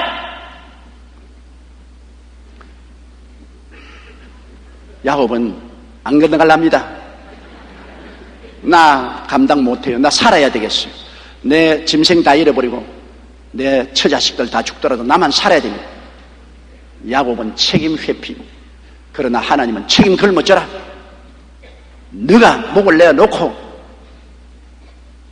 잘못이면 거두어라. 그래서 그 사람하고 날이 새도록 실험을 하는데 나중에 그분이 야곱의 환도포를 치니까 다리가 우적적하고 절름발이가 됐어요. 그러니 이제 절단 났습니다. 절름발이가 돼서 어떻게 달아납니까? 그래서 그 사람을 잡았습니다. 자꾸 나를 축복해 주십시오. 그렇지 않으면 당신을 놓지 않겠나이다. 야곱은 그분이 보통 분이 아닌 줄 알았습니다. 사실 맞았어요. 그분이 바로 하나님의 사자 요사의 육으로 나타난 예수 그리스도가 영적인 모습으로 나타났을 때인 것입니다. 그러자 그분이 물었습니다. 내 이름이 뭐냐? 야곱입니다. 야곱이란 이름은 쉽게 말하면 교활한 사람, 사기꾼이라는 것입니다. 너는 교활하고 사기쳤지. 그러나 너가 이제 내게 항복하고 깨어졌으니 내 이름을 야곱이 아니고 이스라엘이라 하리라. 이스라엘에만 항복한 사람, 하나님과 씨름에서 이긴 사람, 하나님과 씨름에서 지면 이기게 되는 것입니다. 왜? 하나님이 돌봐 주시기 때문에. 그러므로 너는 이제는 야곱이 아니라 이스라엘이다. 그는 완전히 깨어져서 옛날 야곱의 교활하고 사기친 인생, 무책임한 인생을 다 청산하고 하나님께 항복하고 이스라엘이 되어서 하나님과 더불어서 일어나 야복강을 아침에 건너갑니다. 성경에 보면 그가 야복강을 건널 때 태양이 떠올랐다고 했습니다. 아침에 되어 태양이 떠오를 뿐 아니라 그 인생에 태양이 떠올랐습니다. 야곱으로 인생을 사는 이상, 교활하고 사기치고 자기 중심으로 사는 이상은 끝까지 캄캄한 밤이고 하나님과 씨름해야 됩니다. 깨어져서 하나님께 항복하고 하나님 종이 되면은 그 이름이 이스라엘, 하나님과 씨름해서 이긴 자, 하나님의 왕자가 되고 그 인생에 태양이 떠오르게 되는 것입니다. 그는 쩔뚝쩔뚝하면서 온몸에 상처를 입었으나 야복 나루터를 건너서 처자가 있는 그곳으로 갔습니다. 나는 여기에서 굉장히 감동을 느낍니다. 그는 야곱이 밤새도록 하나님의 사자와 씨름하고 깨어져서 변화되어 이스라엘이 되었다는 것입니다. 우리가 인생을 살면서 우리에게 다가오는 여러 가지 시험과 환난이 많지 않습니까? 그 대다수의 시험과 환난은 우리가 과거에 잘못 심어서 다가오는 것입니다. 내가 알든지 모르든지 과거에 잘못 심은 것이 폭풍화되어서 다가오는 것입니다. 이것을 우리가 책임을 안 지겠다고 회피하고 뒤로 물러서면 하나님과 씨름하게 되는 것입니다. 하나님은 여러분 우리가 심은 것을 우리가 거두라고 말하는 것입니다. 그러나 너 힘으로 거두지 말고 교활하고 사기치고 인본주의적인 너 힘으로 거두지 말고 깨어져서 하나님께 항복하고 하나님을 의지하면 하나님이 너를 이스라엘로 만들어서 너를 거두게 만들어 주시겠다. 하나님이 힘과 능력을 주어서 거두게 해주시겠다. 오늘날 역사적으로 보면 제2차 대전을 일으킨 나라는 독일과 일본입니다. 두 나라가 다 패전했는데 여러분 독일은 야곱에서 이스라엘이 된 나라입니다. 그들은 교활하고 사기치고 온 유럽을 다 먹으려고 했으나 패전하고 난 다음에 그들은 깨어지고 회개하고 하나님께 항복하고 변화되었습니다. 독일은 자기들이 잘못한 것을 온 천하에 공포하고 모든 교과서에 자기들이 2차 대전 때 잘못하고 유대인 600만 명을 죽인 것을 공개로 기록하게 하고 그들은 보상을 했고 또 지금도 보상하고 있습니다. 그들은 탁 털어놓고 온 세계 앞에 우린 죄인입니다. 우리는 회개합니다. 우리는 보상합니다. 그런데 일본은 끝까지 야곱으로 남아있고 이스라엘이 되지 않습니다. 일본은 제2차 세계대전을 미화합니다. 우리가 전쟁한 것은 아시아를 잘 살리기 위해서 했다. 한국을 점령한 것은 한국을 발전하기 위해서 그렇게 했다. 한국에 좋은 일을 했다. 그들의 침략적인 만행을 변명을 합니다. 독일처럼 회개를 하지 않습니다. 우리 잘했다. 잘못 심은 것 무엇이 있느냐? 잘했다. 그리고 그들은 회개해서 보상하지 않습니다. 우리는 정신대 여자들을 동원하지 않았다. 그건 없는 일이다. 우리는 징용이나 징병하지 않았다. 없는 일이다. 교과서에 쓰지 마라. 보상할 수 없다. 완전히 야곱입니다. 이기주의적이고 교활하고 사기고 자기 중심주의인 거죠. 그러므로 일본은 끝까지 하나님과 씨름해야 됩니다. 그러한 개인이나 그러한 나라를 위해서는 하나님이 끝까지 씨름합니다. 언제까지? 환두뼈가 부러질 때까지 씨름하는 것입니다. 독일은 이미 씨름 끝났습니다. 야곱이 이스라엘로 변화되어 버렸었습니다. 하나님은 독일과 같이 계시고 화해해서 축복하십니다. 일본은 하나님과 끝까지 씨름할 것입니다. 그들은 개인이나 사회나 국가가 야곱에서 깨어져서 이스라엘이 되기 전에는 하나님이 씨름하십니다. 끝까지 깨어지고 회개하고 변화되지 않으면 하나님이 환두뼈를 때리는 것입니다. 여러분, 하나님을 우습게 여기면 안 됩니다. 하나님을 우습게 여기지 말라. 사람이 무엇으로 심든지 그대로 거둔다고 말했습니다. 개인이나 국가가 절대로 하나님을 희롱하거나 농락할 수 없습니다. 하나님께 항복하고 하나님의 복을 구하면 하나님께서 그 기도를 들으시고 은혜를 베푸시는 것입니다. 일본도 책임을 회피하지 말고 보상을 거부하지 말고 그 책임을 만천하에 교과서에다 공개하고 그리고 보상을 하면은 하나님이 일본의 기도를 들어주시고 야곱이 아닌 이스라엘로 만들어 주실 것입니다. 똑같은 2차 대전을 일으킨 전범의 국가가 독일은 저렇게도 회개하고 변화받아 야곱이 이스라엘로 됐는데 왜 일본은 끝까지 야곱으로 남아있고 책임을 지지 아니하고 교활하고 이기주의적이고 인본주의적인지 감탄할 정도입니다. 그러나 하나님은 그대로 내어놓지 않습니다. 깨어지지 아니하면 하나님이 강제로 깨뜨리는 것을 우리는 알고 있는 것입니다. 매를 더 맞고 또 맞게 될 것이고 나중에는 환두뼈가 어그러지게 될 것입니다. 그러기 전에 빨리 회개하는 것이 좋습니다. 하나님께 복을 받고 심은 것을 거두면 쉽게 거둘 수가 있습니다.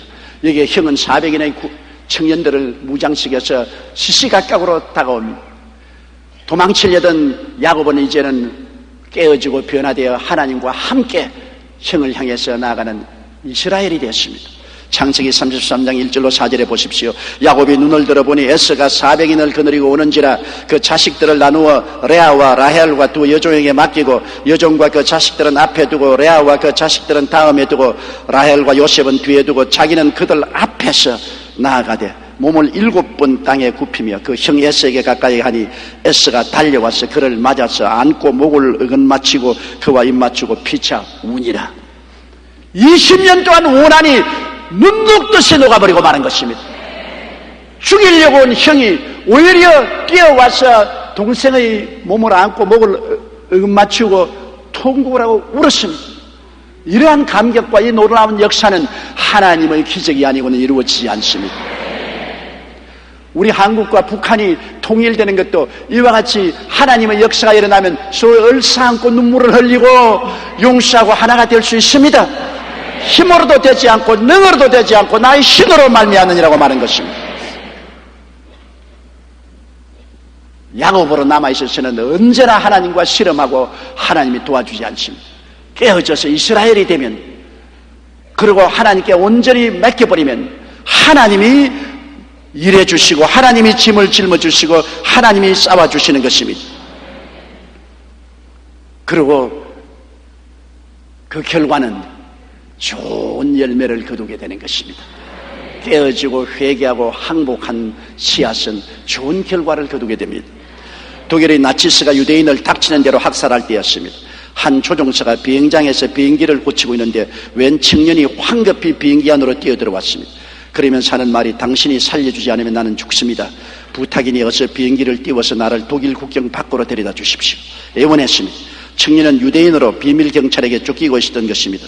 조종사는 청년이 불쌍하다는 생각이 들어 얼른 비행기를 띄워 그를 국경 밖으로 데려다 주었습니다. 그로부터 얼마 후 2차 대전이 터졌습니다. 이 조종사는 영국으로 건너가 연합군으로 전쟁에 참여했습니다. 그런데 그가 탄 비행기가 추락하는 바람에 중상을 입고 의식을 잃어버리고 말았습니다. 군에서는 부랴부랴 외과의를 수소문해서 이 조종사를 수술했습니다. 2주일 후 의식이 깨어난 조종사는 감사의 뜻을 전하기 위해 자신을 수술했던 의사를 찾아갔습니다. 그런데 놀랍게도 그 의사는 바로 자신이 살려주었던 유대인 청년이었습니다. 한 청년을 불쌍히 여겨 살려주었던 것이 후일 자신의 생명을 구하는 계기가 된 것입니다. 우리가 무엇으로 심든지 그대로 거둡니다. 그것이 하나님께서 정해놓으신 법칙인 것입니다. 야곱이 깨어지고 회개하고 하나님께 항복하고 과거에 심은 것을 책임지고 거두려고 나갈 때 하나님은 같이 했습니다. 야곱은 이제 깨어져서 지렁이가 되어서 살든지 죽든지 흥하든지 망하든지 성하든지 쇠하든지 주님께 내맡겠습니다. 형이 죽이면 죽겠습니다. 내가 잘못한 것 내가 하나님 앞에서 책임지고 거두겠습니다. 피하지 않겠습니다. 그러고 나갈 때 하나님이 야곱이 아닌 이스라엘과 동행했던 것입니다. 이사야 41장 14절로 16절에 지렁이 같은 너 야곱아, 너 이스라엘 사람들아 두려워 말라. 나 야훼가 말하노니 내가 너를 도울 것이라. 내 구속자는 이스라엘의 거룩한 자니라. 보라, 내가 너로 이가 날카로운 새 타작기계를 삼으리니 내가 산들을 쳐서 부스러기를 만들 것이며 작은 산들로 기각게 할 것이라. 내가 그들을 까부른즉 바람이 그것을 날리겠고 회리바람이 그것을 흩어버릴 것이로되 너는 야훼로 인하여 즐거워하겠고 이스라엘의 거룩한 자로 인하여 자랑하리라. 야곱이 깨어져서 이스라엘이 되어버리면 하나님이 같이 했었어. 그들의 기도와 간구가 이가 날카로운 타작 기계처럼 만들어서 태산도 바삭, 작은 산도 바삭 다 바람에 날려가고 하나님의 영광을 얻게 되고 하나님 안에서 기뻐하고 즐거워하게 되겠다고 말씀한 것입니다. 사랑하는 성도 여러분, 여러분 무엇으로 심든지 그대로 거둡니다. 자기가 심은 것을 자기가 모르겠다고 회피할 수 없습니다. 그러므로 여러분께서는 항상 선을 심고 복을 거두십시오. 악을 심고 재앙을 거두지 마십시오. 사람이 무엇으로 심든지 그대로 거두게 됩니다. 그리고 심은 것을 회피하지 마십시오. 내가 교활하고 사기꾼적 심정으로 인본주의로 피해보려고 하지만은 그러면 하나님과 실험하게 되는 것입니다. 하나님 앞에서 환두뼈가 부러지게 되는 것입니다. 내가 스스로 심은 것을 하나님 앞에 항복하고 회개하고 두 손 들고 나와서 의지하면 하나님이 함께하여서 여러분의 심은 것을 다 쉽고 편안하게 거두게 해주시옵시고 하나님의 은총과 사랑으로 채워주시는 것입니다. 우리 다 같이 고개 숙여 기도드리겠습니다. 전능하시고 거룩하신 아버지 하나님, 성경에는 하나님을 만으로 여기지 말라고 했습니다. 하나님을 우습게 생각하지 말라.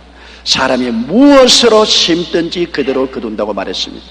선을 심어서 복을 얻는 사람이 있고 악을 심어서 재난을 거두는 사람이 있습니다. 바람을 심고 폭풍우를 거두는 사람들이 있습니다. 하나님 아버지여, 그러므로 우리들은 사랑으로 심고 의로 심고 은혜로 심는 우리들이 되게 도와주시옵소서. 아버지 하나님이시여, 우리의 심은 것을 책임 회피하지 말게 도와주시옵소서. 심은 것을 하나님 앞에 깨어져서 겸손하게 거두는 이스라엘이 되게 도와주시옵소서. 야곱같이 교활하고 사기치고 인본주의자가 되지 말게 도와주시옵소서. 아버지여, 기도합니다. 우리 동양에서 일본이 회개할 수 있도록 도와주시옵소서. 끝까지 잘못 심어놓고 그것을 변명하고 잘 심었다고 주장하다가 고집하다가 하나님께 매를 맞아 환두뼈가 부러지지 않게 만들어 주시옵시고, 일본이 독일처럼 깨어지고 회개하여 잘못을 전 세계에 고백하고 그러고 보상하는 이스라엘이 되게 도와주시옵소서. 예수님 이름으로 기도드리옵나이다. 아멘. 이 시간 은혜 받으실 하나님의 말씀은 갈라디아서 6장 7절에서 9절입니다. 스스로 속이지 말라. 하나님은 업신여김을 받지 아니하시나니 사람이 무엇으로 심든지 그대로 거두리라. 자기의 육체를 위하여 심는 자는 육체로부터 썩어질 것을 거두고 성령을 위하여 심는 자는 성령으로부터 영생을 거두리라. 우리가 선을 행하되 낙심하지 말지니 포기하지 아니하면 때가 이름에 거두리라. 아멘.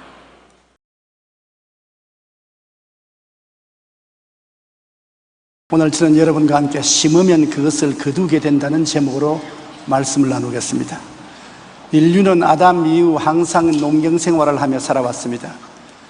이 농경생활이 아무리 고화되고 기계화되고 편리하게 되었으나 심고 거둔다는 법칙에는 결코 변함이 없습니다. 창세기 8장 22절에 땅이 있을 동안에는 심음과 거둠과 추위와 더위와 여름과 겨울과 낮과 밤이 쉬지 아니하리라고 말씀한 것입니다. 오늘날 사람들은 현재 사회 형편에 대해서 굉장히 낙심하고 있는 것입니다. 저는 이런 편지를 받아봤습니다. 그 내용인즉 요즘 매일 TV나 신문을 보는 것이 겁이 나서 그만 간이 덜컥 내려가고 가슴에 조여지는 느낌을 받고 있다는 것입니다. 하루가 멀다 하고 터지는 대형 사고에 끔찍하고 무서운 느낌마저 드는 폭력 시위, 부품 판매 등 인신매매, 부동산 투기, 불량식품 판매 등 가슴이 조여지고 눈앞이 캄캄해지고 어떻게 살아야 될지 몰라서 목사님에게 질문을 합니다. 그렇게 말했습니다. 왜 우리 사회가 이와 같은 모양이 되고 말았을까요? 우리가 무엇을 잘못했기에 이런 일들이 우리 환경에 일어납니까? 저희 대답은 아주 간단합니다. 그것은 과거에 잘못 심었기 때문에 이후에 우리 세대가 그것을 거둔다는 것입니다. 과거 우리나라의 정치나 경제, 사회가 억압과 강제와 비리와 부도덕과 탐심, 부조리 등을 심었기 때문에 이제 피할 수 없이 우리는 그 열매를 거둘 수밖에 없는 것입니다. 이와 같은 현실을 해결하기 위해서는 지금부터라도 당장 좋은 씨앗을 심어야 내일 좋은 열매를 거두게 되는 것입니다. 좋은 열매는 우연히 다가오지 않습니다. 심고 거두는 법칙에 의해서 되는 것입니다. 지금 좋은 씨앗으로 심지 않았는데 장차 평안한 행복을 기대할 수는 없습니다. 인류의 삶이 아무리 과학화되고 기계화되고 편리하게 되었다 하더라도 심고 거두는 법칙은 결코 변하지 않습니다. 우리는 물질 세계에서 심고 거두는 것을 잘 알고 있습니다. 땅을 개간해서 길거리 땅, 자갈 땅, 가시밭 이런 것을 옥토로 만들어서 씨앗을 뿌려 놓으면 30배, 60배, 100배로 거둔다고 성경은 말하고 있는 것입니다. 농부들은 안 가르쳐도 이것을 잘 압니다. 콩 심었는데 콩 나고 팥 심었는데 팥 난 것입니다. 콩을 심었는데 팥이 나고 팥을 심었는데 조가 났다. 그런 말은 있을 수가 없는 것입니다.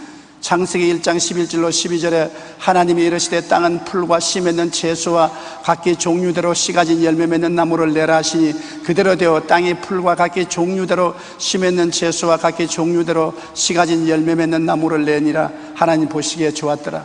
종류대로 심은 대로 나오는 것입니다. 종자도 옥수수를 심으면 옥수수를 거두고 수수를 심으면 수수를 거두지 감자를 심어놓고 고구마를 거두는 법이 없는 것입니다. 심고 거두는 법칙은 정말 엄격한 것입니다. 그리고 적게 심는 자는 적게 거두고 많이 심으면 많이 거두는 것이 우리의 경험인 것입니다. 적게 심어놓고 많이 거두기를 원하는 사람은 어리석은 사람인 것입니다. 교회는 바로 세상에 있는 하나님의 밭입니다. 오늘날 인간의 밭은 산과 들에 많지만 하나님의 밭은 교회가 바로 하나님의 밭입니다. 교회에 우리가 하나님 나라를 위해서 심는 것이 11조와 헌물인 것입니다. 11조와 헌물을 심음으로 교회가 아름다워지고 하늘나라가 왕성해지는 것입니다. 말라기 3장 12절에 너희 땅이 아름다워짐으로 모든 이방인들이 너희를 복되다 하리라. 만군의 야훼의 말이니라. 물질적 세계에서 심고 거두는 것보다 더 뚜렷한 것은 없습니다. 자연 세계에서 열매를 심고 거두는 것도 변하지 않은 법칙이지만 우리가 물질적인 생활을 하는데도 심고 거두는 법칙은 어김없이 다가오는 것입니다. 그것은 피할 수가 없습니다. 고린도후서 9장 6절로 13절에 이것이 곧 적게 심는 자는 적게 거두고 많이 심는 자는 많이 거둔다는 말이로다.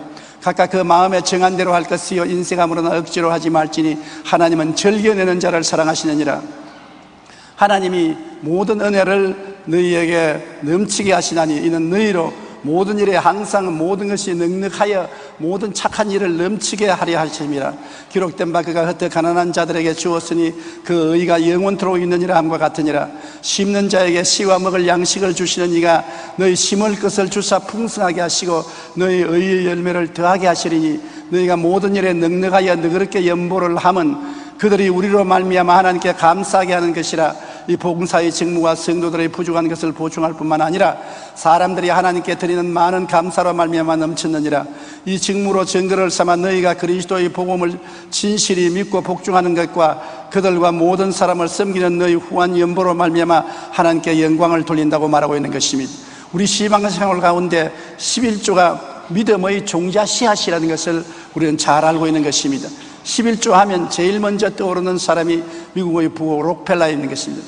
그는 소년 시절에 공장에 다니며 주급으로 1불 50전을 받았는데 그 돈을 어머니가 내놓으면 어머니가 반드시 깨끗한 봉투를 내어서 1불 50전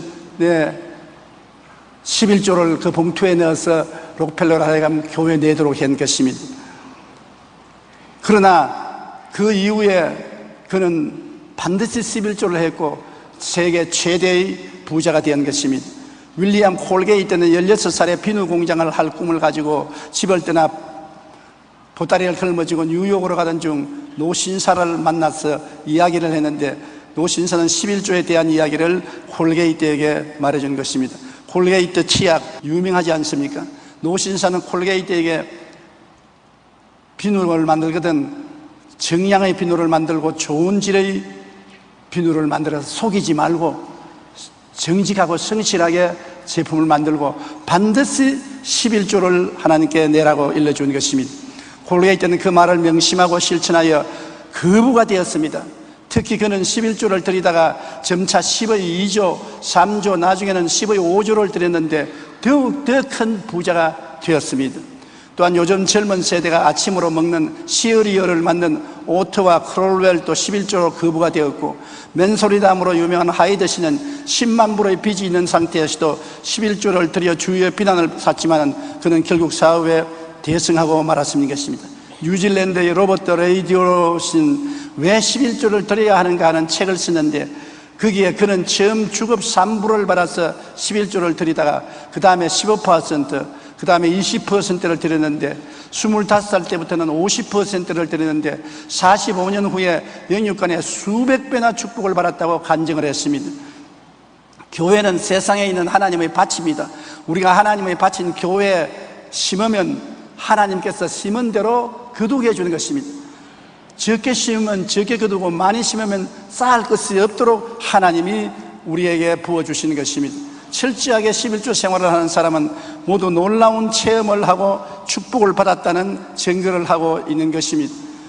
우리는 이 세상 물질적인 11조만 들여서 거두는 것이 아닙니다. 정신적, 도덕적 생활에 심고 거두기도 있다는 것을 알아야 되는 것입니다.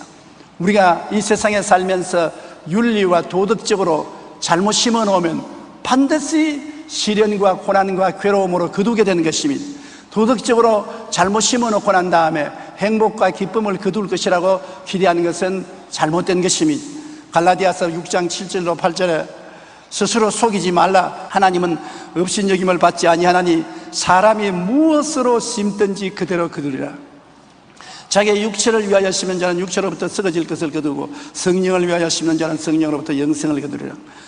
하나님 업신여기지 말라. 하나님은 눈을 딱 감고 무엇을 심든지 좋게만 거두게 한다 생각하면 크게 잘못이라는 것입니다. 사람이 무엇으로 심든지 하나님은 그대로 거두게 한다. 부모가 자식에게 심은 씨앗은 자식 때 거두고, 우리 선배가 후배들을 위해서 심어 놓으면 반드시 후배들이 거두게 되는 것입니다.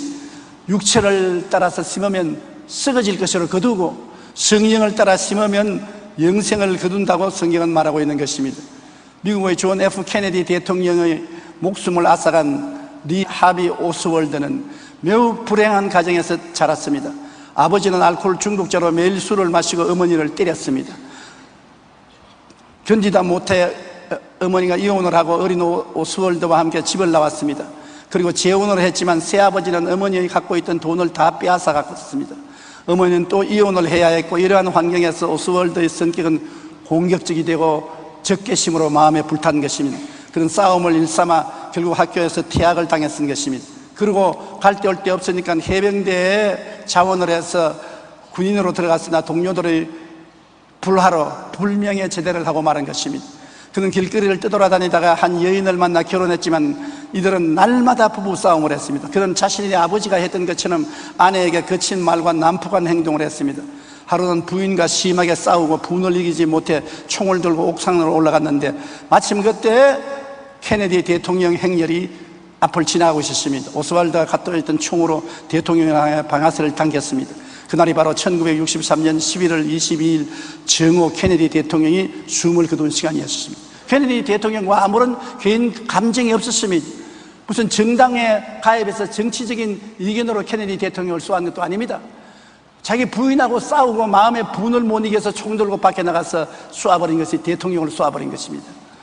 그 마음의 분을 가지고 적개심을 가지게 된 것은 그 아버지, 그 어머니에 대해서 그 심정에 심은 것입니다. 어린 시절 부모로부터 좋은 습관을 물려받았으면 더욱이 믿음 안에서 신앙생활을 하며 부모의 사랑 가운데 자랐다면 그런 일은 저지르지 않았을 것입니다. 부모의 도덕적 파탄의 씨앗은 결국 그 자녀의 삶까지 타락하고 파탄에 이르는 결과를 가져오게 된 것입니다. 도덕적으로 파탄한 탕자의 생활을 보십시오.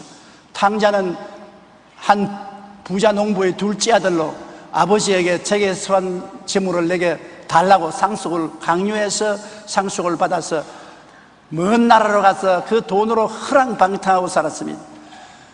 허랑방탕이 나중에 행복을 가져올 줄 알았는데 허랑방탕을 하고 세월이 지나가자 돈은 점점 없어지고 그 나라에 큰 흉년이 오자 먹고 입고 잘 곳도 없었습니다. 옛날에 친하던 친구들 다 떠나고 자기에게 아양을 부리던 여자들도 다 떠나고 외롭고 올 때 갈 데 없는 비참한 처지가 되어서 직장을 얻었다는 것이 시골에 돼지 치는데 직장을 얻었습니다. 가장 천한 직업입니다. 그런데 배가 고파 돼지가 먹는 주염 열매를 나누어 먹으려고 해도 돼지에게 물리고 배불리 못 먹었습니다. 그러자 그가 마음에 깨달았습니다. 내가 아버지를 배반하고 상속을 가져와서 방탕했기 때문에 결국 이와 같이 되었구나.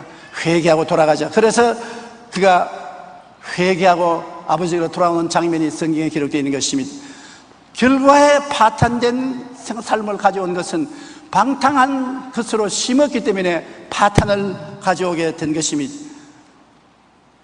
오늘날 세계의 모든 불행은 탐욕과 욕심과 방종의 씨를 심고 그 열매를 거두고 있습니다. 왜 세계가 이렇게 불행하고 이렇게 혼란스러우냐? 온 세계가 탐욕과 욕심과 방종의 씨를 심었기 때문에 그 열매를 거두는 것입니다. 마태복음 7장 16절로 18절에 그들의 열매로 그들을 알지니 가시나무에서 포도를 또는 은극히에서 무화과를 따겠느냐? 이와 같이 좋은 나무마다 아름다운 열매를 맺고 못된 나무가 나쁜 열매를 맺나니 좋은 나무가 나쁜 열매를 맺을 수 없고 못된 나무가 아름다운 열매를 맺을 수 없느니라고 말하는 것입니다. 원래 좋은 나무가 좋은 열매를 맺고 나쁜 나무는 나쁜 열매를 맺지, 나무는 나쁜데 열매는 좋더라, 그런 일은 없다고 성경은 말하고 있는 것입니다. 그 사람의 삶이 성실하고 정직하고 건면하고 충성스럽게 살더니 결국 저렇게 훌륭한 삶을 이어가고 열매를 맺었다고 말하는 것이 올바른 것입니다. 나 야훼는 심장을 살피며 폐부를 시험하고 각각 그 행위와 그의 행실대로 보응한다고 말씀하고 있는 것입니다.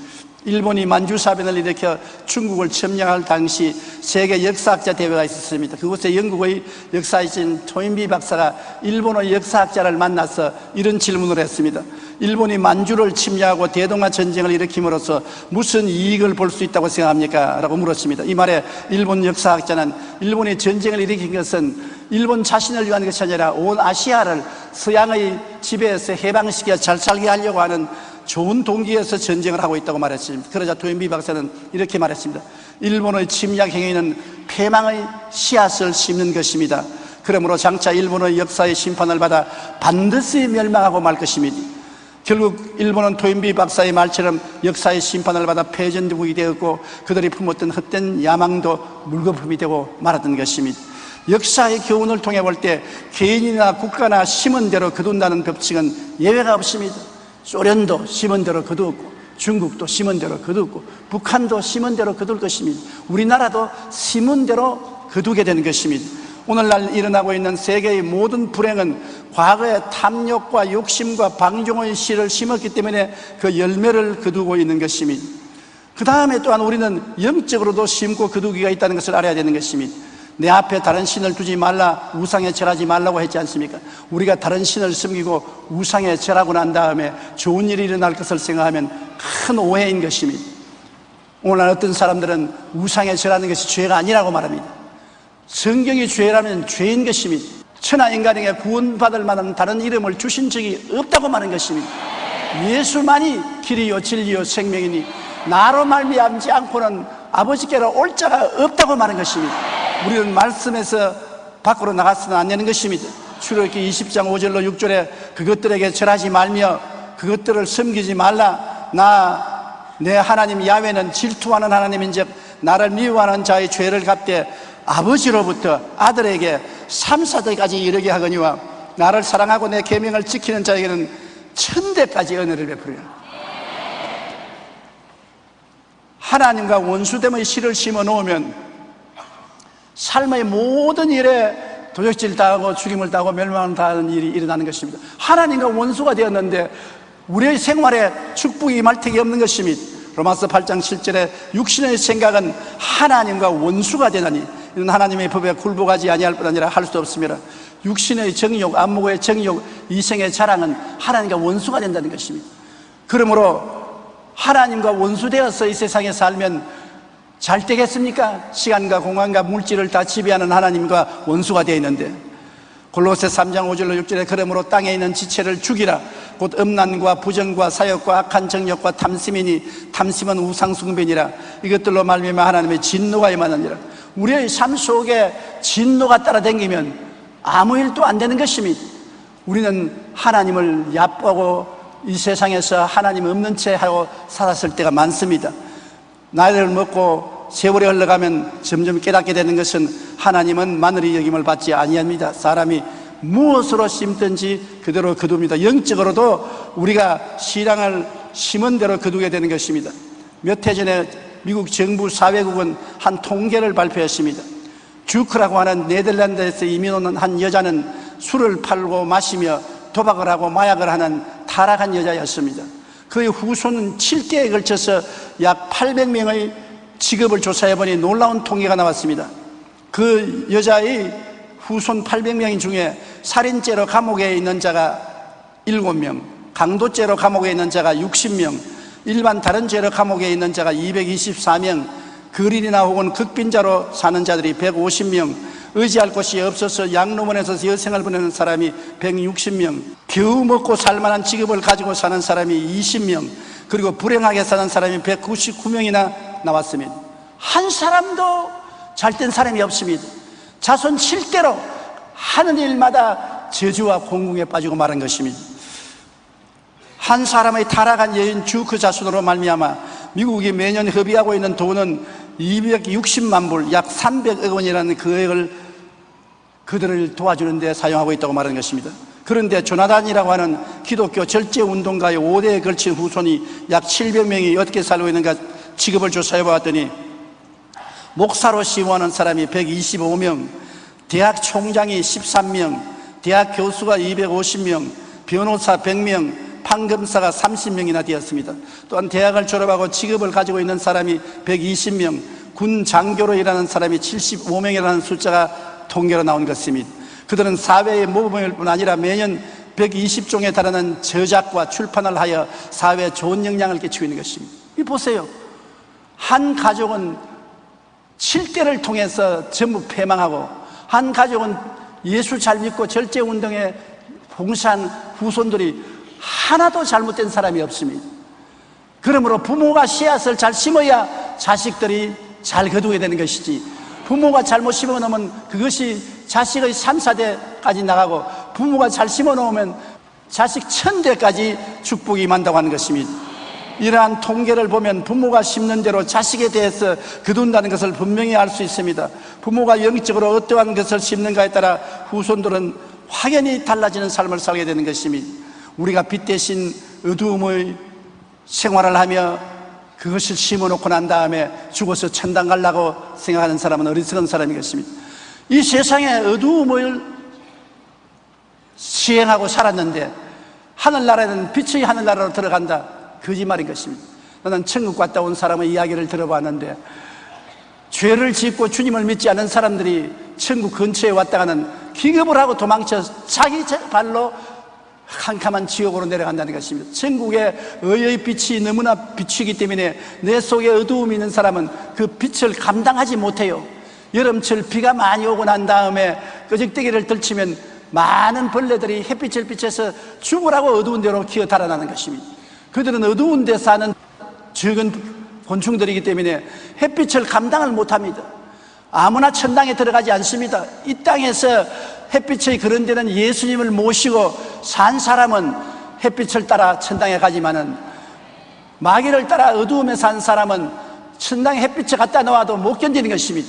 그렇기 때문에 빛을 따라 산 사람만이 빛이 있는 곳에 가고, 어두움을 따라 산 사람은 빛의 세계로 들어가지 못하는 것입니다. 요한복음 3장 18절로 19절에 그를 믿는 자는 심판을 받지 아니하는 것이요 믿지 아니하는 자는 하나님의 독생자의 이름을 믿지 아니하므로 벌써 심판을 받은 것이니라. 그 정죄는 이것이니 곧 빛이 세상에 왔으되 사람들이 자기 행위가 악함으로 빛보다 어두움을 더 사랑한 것이라. 우리가 빛보다 어두움을 더 사랑하면 어두움으로 가는 것입니다. 사랑하는 걸 찾아가지 않겠습니까?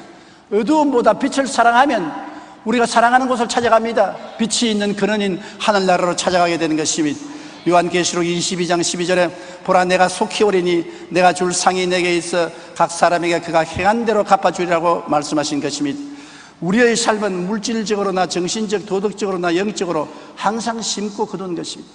매일같이 우리는 심어요. 물질적으로 심고 환경에 심고 마음으로도 심고 도덕적인 행위로도 심고 우리는 늘 심습니다. 올해 심은 것을 명년에 거두기도 하고 내명년에 거두기도 하고 내 평생에 심은 것을 자손 때에 거두기도 하고 심고 거두는 법칙은 해와 달과 별들이 공중에 있는 것처럼 변함없이 하나님의 법칙으로 우리 생활에 역사하고 있는 것입니다. 과거에 심은 것을 현재와 미래에 거두며 살고 있는 것이 우리 삶인 것입니다. 불의와 죄와 악으로 심고 평안한 미래를 거둘 것을 꿈꾸는 자는 어리석은 자인 것입니다. 의와 진리와 거룩함으로 심어놓으면 평안과 기쁨으로 거두게 되는 것입니다. 심은 대로 거둔다. 심고 거두는 법칙, 우리가 우습게 생각하지 말아야 되는 것입니다. 저도 젊을 때는 심고 거두는 법칙을 별로 두려워하지 않았었습니다. 잘못 심어놔도 나중에 눈 딱 감아버리면 되겠지. 그러나 70평생을 살아오면서 뒤를 돌아보니 내뿐 아니라 우리 성도들의 삶을 살펴보니 모두 다 심은 대로 거두더라는 것입니다.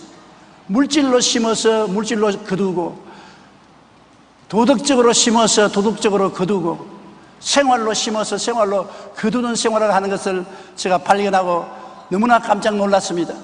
하나님은 절대로 마늘의 여김을 받지 않는구나. 사람이 무엇으로 심든지 그대로 거두는구나.